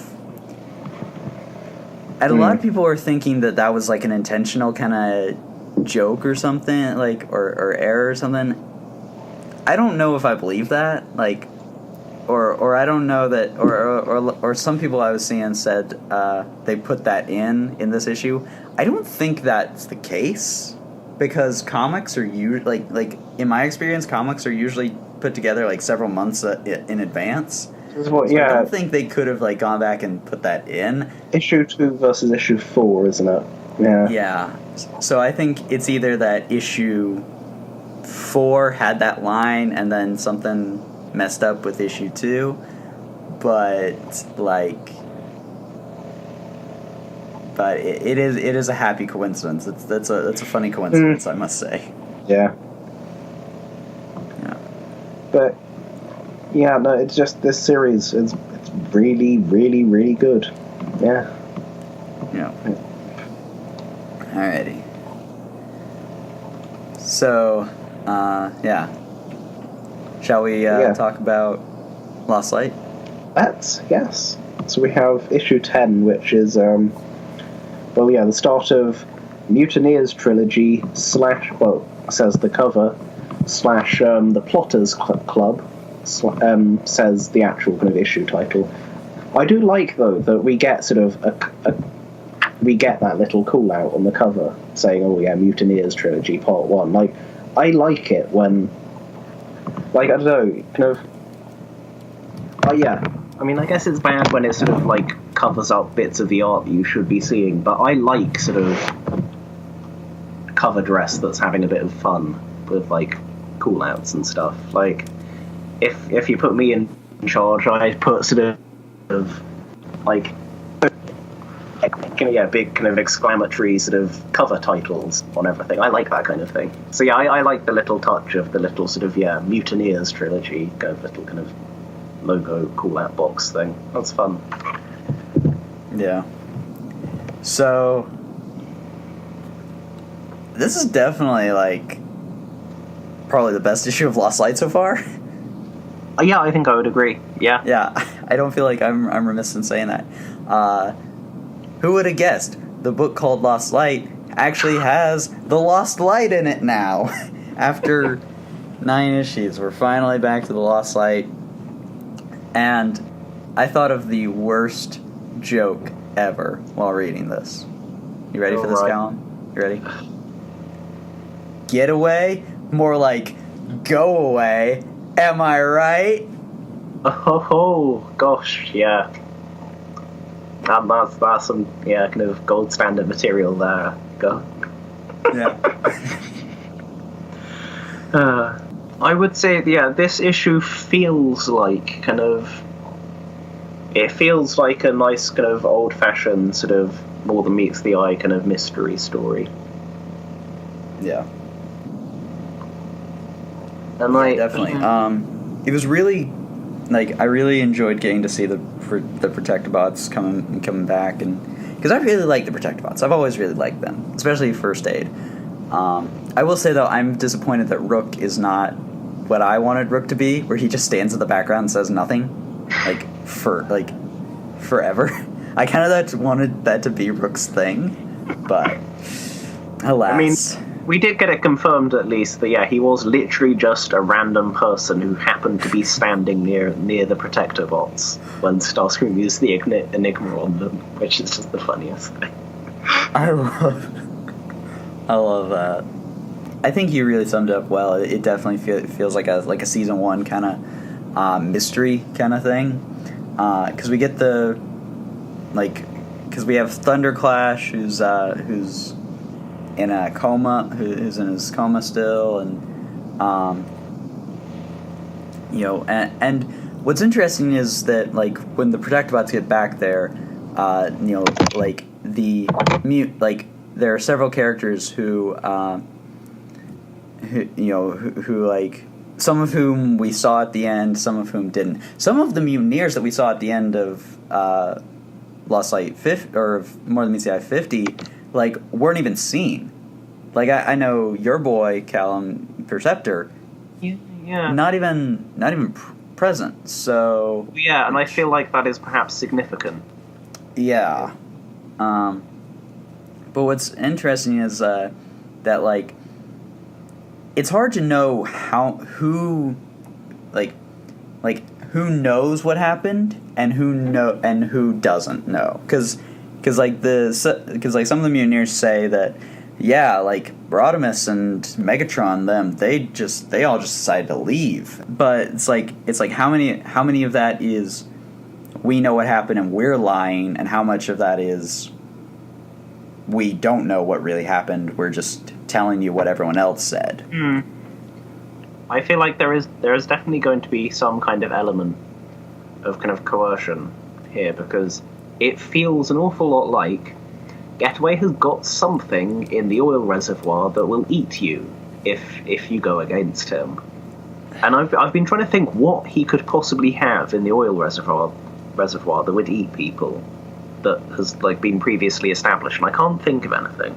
But yeah, so I kind of wonder if like basically are these people sort of playing along under threat of getting fed to something, or but then some of like certain people like Atomizer, like I assume would just be following kind of Getaway's line because he is on board for that. He is also a massive bastard. Yeah. But then other people like kind of Hound is like you're a nice guy, Hound. You wouldn't be into sort of Getaway establishing like a fascist state aboard the Lost Light. Like, what's going on here? Yeah.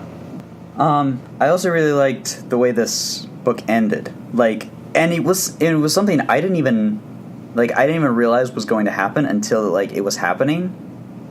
Like, even though the setup seems so obvious, like they talk about how Thunderclash is in a memory loop, and then like they get to the ship and then they blast out of there, and then it's like as soon as I turned the page over and it was like back to the first page, I was like, oh shit, it's the first page. Oh shit, they're in a memory loop. And then it's like I was like, oh, I should have seen this coming, but then it's like I didn't. And then like once it did, I was like, oh, that was so cool. So yeah, I'm actually like really looking forward to the next issue so that we can see what happens and how we'll get away, or how we'll get away, how will First Aid and the others, how will they get through this? Tune in next time and see them punch Getaway in the face, because fuck Getaway. Getaway is a fucking bastard and I hate him. Yeah, it's just punch him in his non-existent mouth.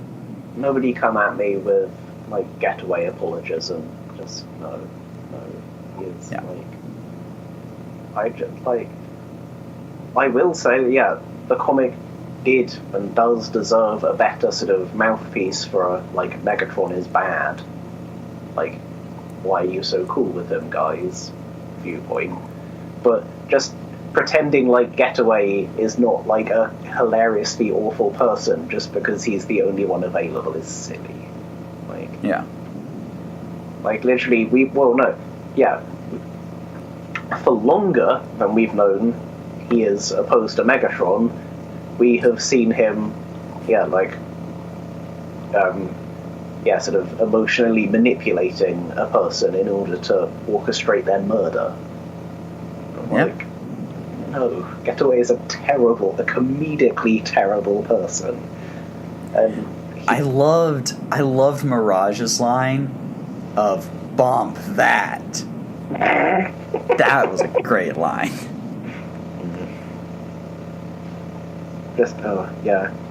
Getaway is just, and because I've kind of forgotten, but I remember who. Sorry, but I saw someone pointing out, but Getaway's mutiny plans actually predate Megatron ever being made a part of the crew, because the very first thrust of that was Atomizer giving that fake list of people who voted against Rodimus to Rodimus, and that happened during the trial before Megatron was ever put on board. So Getaway is not doing this because Megatron's bad, we shouldn't have we shouldn't be so lenient on Megatron or whatever. He's just doing it because he's an egomaniac and thinks that he's better, has decided that he's better than Rodimus. And Rodimus is also a complete shithead, no doubt. But Getaway, he's a nice shithead. Getaway does not have pure intentions in whatsoever. No way at all. He is a scumbag, who basically ended up using Megatron as an excuse to carry out a mutiny. Yeah. I look forward to seeing what Getaway's final fate is. Yeah. Mm. I don't know.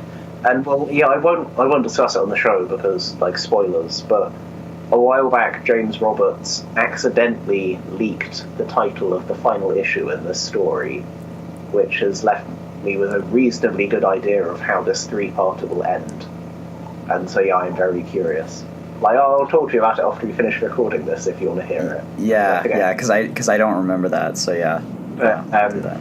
But yeah, so I'm intrigued to see how the story pans out because we haven't had a proper kind of mystery story, and Lost Light hasn't really done a mystery story yet, has it? Because we had no, not really. No, which didn't really it had a bit of sort of it answered the kind of long-standing kind of rung mystery, but we haven't had a mystery story in the vein of the Delphi kind of plague 2-parter, or the Slaughterhouse kind of disappearing spaceship kind of arc from the start of season 2. We've not had a kind of a little sort of mystery story about some people sort of back to a mystery being uncovered in a while. So yeah, I'm pleased to be getting back to that kind of thing. Also, I hope Inferno isn't one of Getaway's evil bastards, because that would be very disappointing for me. Yeah, because I'm sure.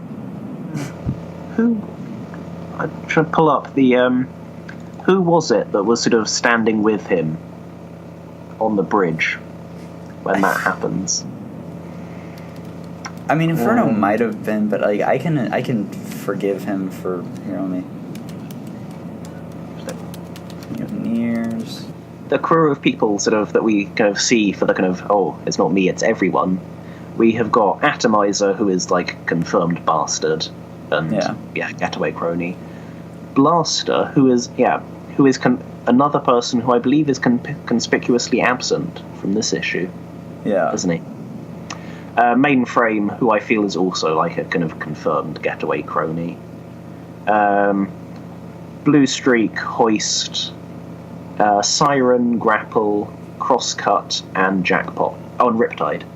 And Riptide, clearly turned out to be anti-Getaway having a fascist regime. So, we'll see. Yeah, Blaster and Perceptor are definitely the sort of main, where are they ones for this issue? I don't know, are there any other kind of conspicuous absences? I can't... No, I mean, we see pretty much everyone else.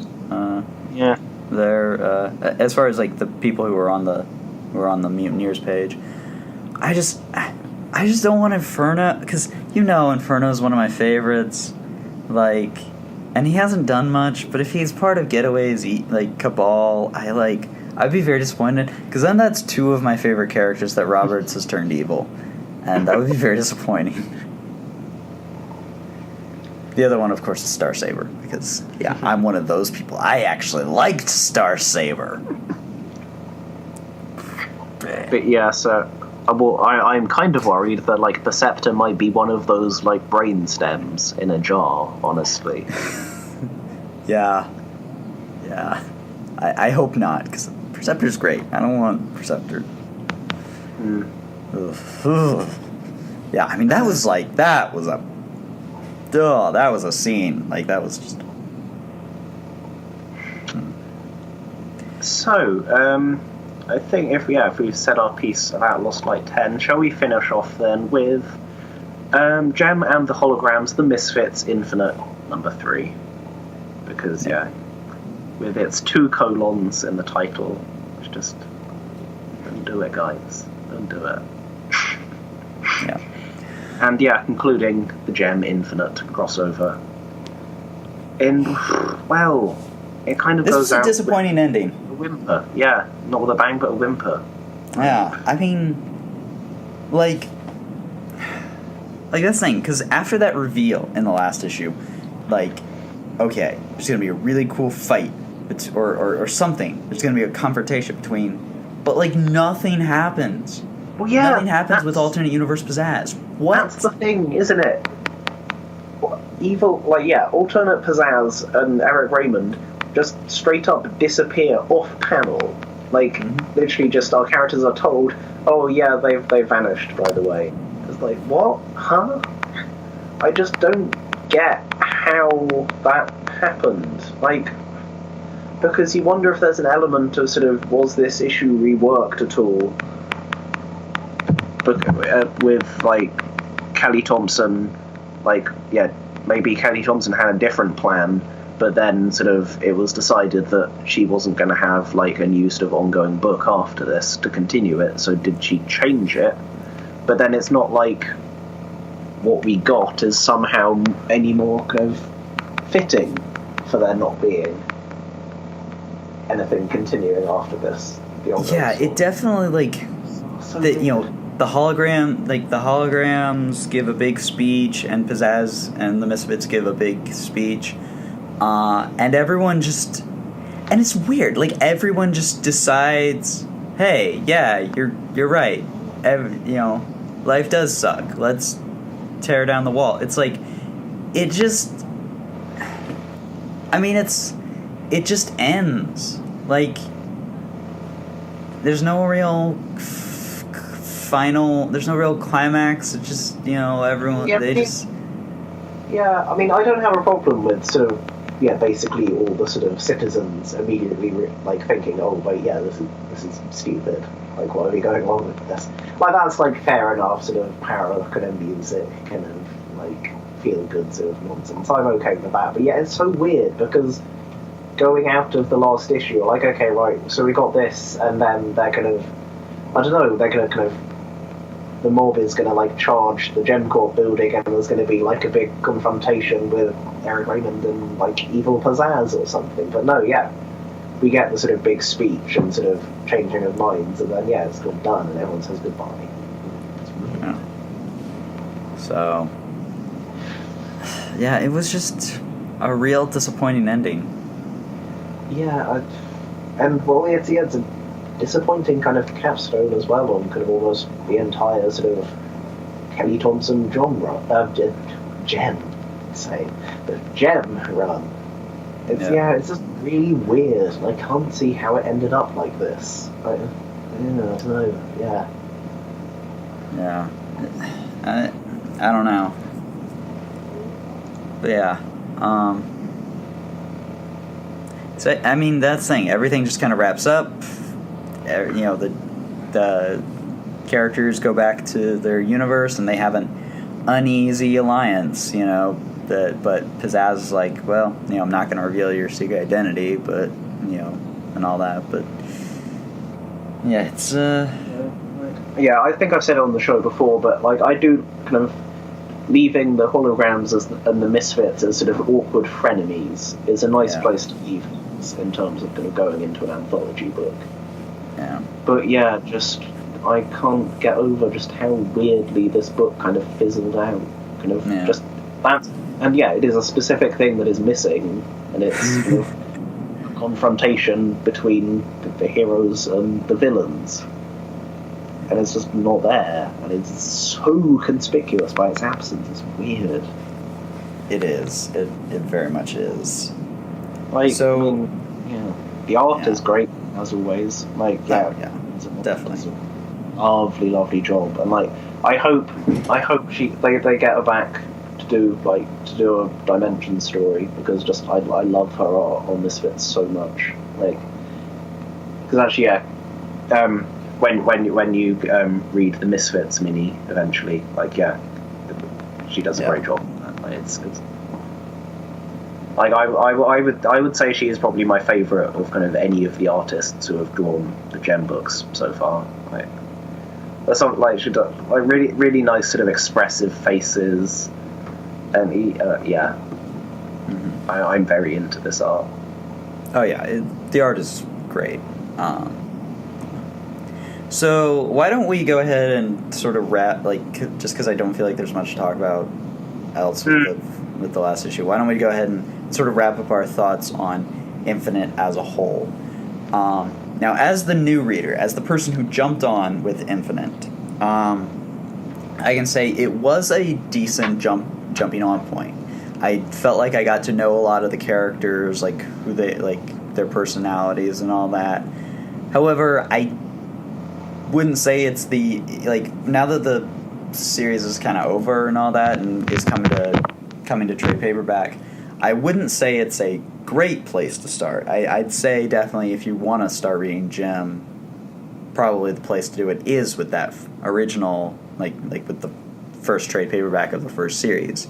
However, this is definitely not a bad introduction to the Jem universe for someone who's never read Jem before. I did enjoy this series, for the most part, like up until this last issue. I did really enjoy this series, and it has made me want to go, and it definitely has made me even more interested to go back and read the Jem series than I was before. And I had already been told that it was a pretty good series and was planning on checking it out. Now that Infinite has finished, I do plan on going back and getting the first trade. So, yeah. Overall, it was a really good idea. It was a really solid story arc up until this last issue. I don't know if an extra issue would have helped, like maybe more space would have helped it. But, yeah, it's, overall, this was a good crossover, explored some interesting ideas. It was just that the ending kind of fizzled out, and that was its biggest weakness. Callum? Yeah, I would agree that it was for the large part a very fun it was a fun story clearly you can attest to it, but and it felt to me as well like sort of a nice sort of standalone story that it doesn't require what's come before to understand, and you get nice art, it's such a pity that this final issue ended up so weird. Like, I don't know, I kind of wonder if, I don't know, maybe just, sort of Kelly Thompson got to the last issue and realised that, she didn't kind of quite have the pages to do that final confrontation. So just rather than doing, like, a confrontation and the goodbyes really quickly, she sort of dropped a confrontation. I don't know, but it's such a pity that it sort of fizzled out so weirdly. But overall, it was a good series, I think. But I would still recommend, like you said, I would recommend the sort of person that is still curious about Jem to absolutely start with volume 1 of Jem, because you do want to read the whole thing. It's a good series. You should read the whole thing. Yeah, and I will now, but I was specifically waiting to see how this series was for me as a non-Jem reader. Yeah. Now that this series is over, I'm going to go back, and it definitely has given me like a lot of setup for and like I said, it's given me the characters, like the backgrounds and all that. That I think will come in handy when we get to talking about Dimensions in November. So. Yeah. Jem Jem Infinite. Good series, weird ending. Yeah. But anyways, I think that will just about bring us to the end of the show. Yeah. So next episode we will be talking about First Strike number 6. That is the only thing out next week, because that's how IDW does things. 5 things this week, 1 thing next week. That makes sense. And then the week after that, Optimus Prime 12. That's part 2, final part of Primeless. Clue number 5, which isn't the final issue anymore, it's the penultimate issue. ROM 14, which is the final issue of the ROM ongoing, which was due out in August and will be coming out on the 1st of November. Just, guys, really, that shouldn't have happened. What happened there? Like, God, what? And M.A.S.K First Strike. Yeah. So that'll be that will be interesting. That will bring first strike to a conclusion, though not necessarily our coverage of it, because we still got more to go. So that will make Transformers, aka Revolutionaries First Strike, the last bit of the crossover to come out, won't it? Yeah. But thank you so much for listening, ladies, gentlemen, and non-binary folks everywhere. If you would like to continue to support us, you can follow us on Twitter. You can at Hasbro U Podcast. You can find us on Tumblr at HasbroUniversePodcast.tumblr.com. You can find us on Libsyn, Google Play, and of course iTunes. And while you're at iTunes, if you enjoyed the show, please leave us a review. That's one of the best ways you can help us as a podcast to spread the word and reach more people and spread the word about how awesome the Hasbro universe is. And of course, you can join us on our community at allspark.com, one of the leading Transformers fan sites. We have a great community over there talking about the comics all the time. And we are still taking submissions for our ongoing project, which we will do the first entry of probably in a couple episodes, because we're going to have less books to talk about in a few weeks. So for our ongoing project, Hasbro Universe Ranked, where we are ranking every story ever told in the Hasbro Universe from best to worst. You can go ahead and see our current list so far in our AllSpark thread. Callum, where can the people find you on the internet? I can be found all over Twitter, Tumblr, AllSpark, various wikis, what have you, all under the username Jala Guy, Jala Guy, like the Bionicle character was originally spelled before they had to change it because of a lawsuit. That was weird. Yeah. But yeah, I'm consistent like that. Same name everywhere. And, oh god, actually, something made me think the other week that I've had that username for like 14 years now, because I remember I made it in 2003 when I joined BZ Power. Just like, what the hell? That seems way too long to have had a username. But yeah, there you go. And of course, you can find me on Twitter at Daniel Adkins PRD. You can find me on TF Wiki, IDW Hasbro Wiki, AllSpark, around the internet at Daniel Adkins at various locales. So yeah, you'll know it's me. I'll probably be talking about comic books if it's me. Thank you so much for listening, everybody, and we will see you all next time. Take care. Bye.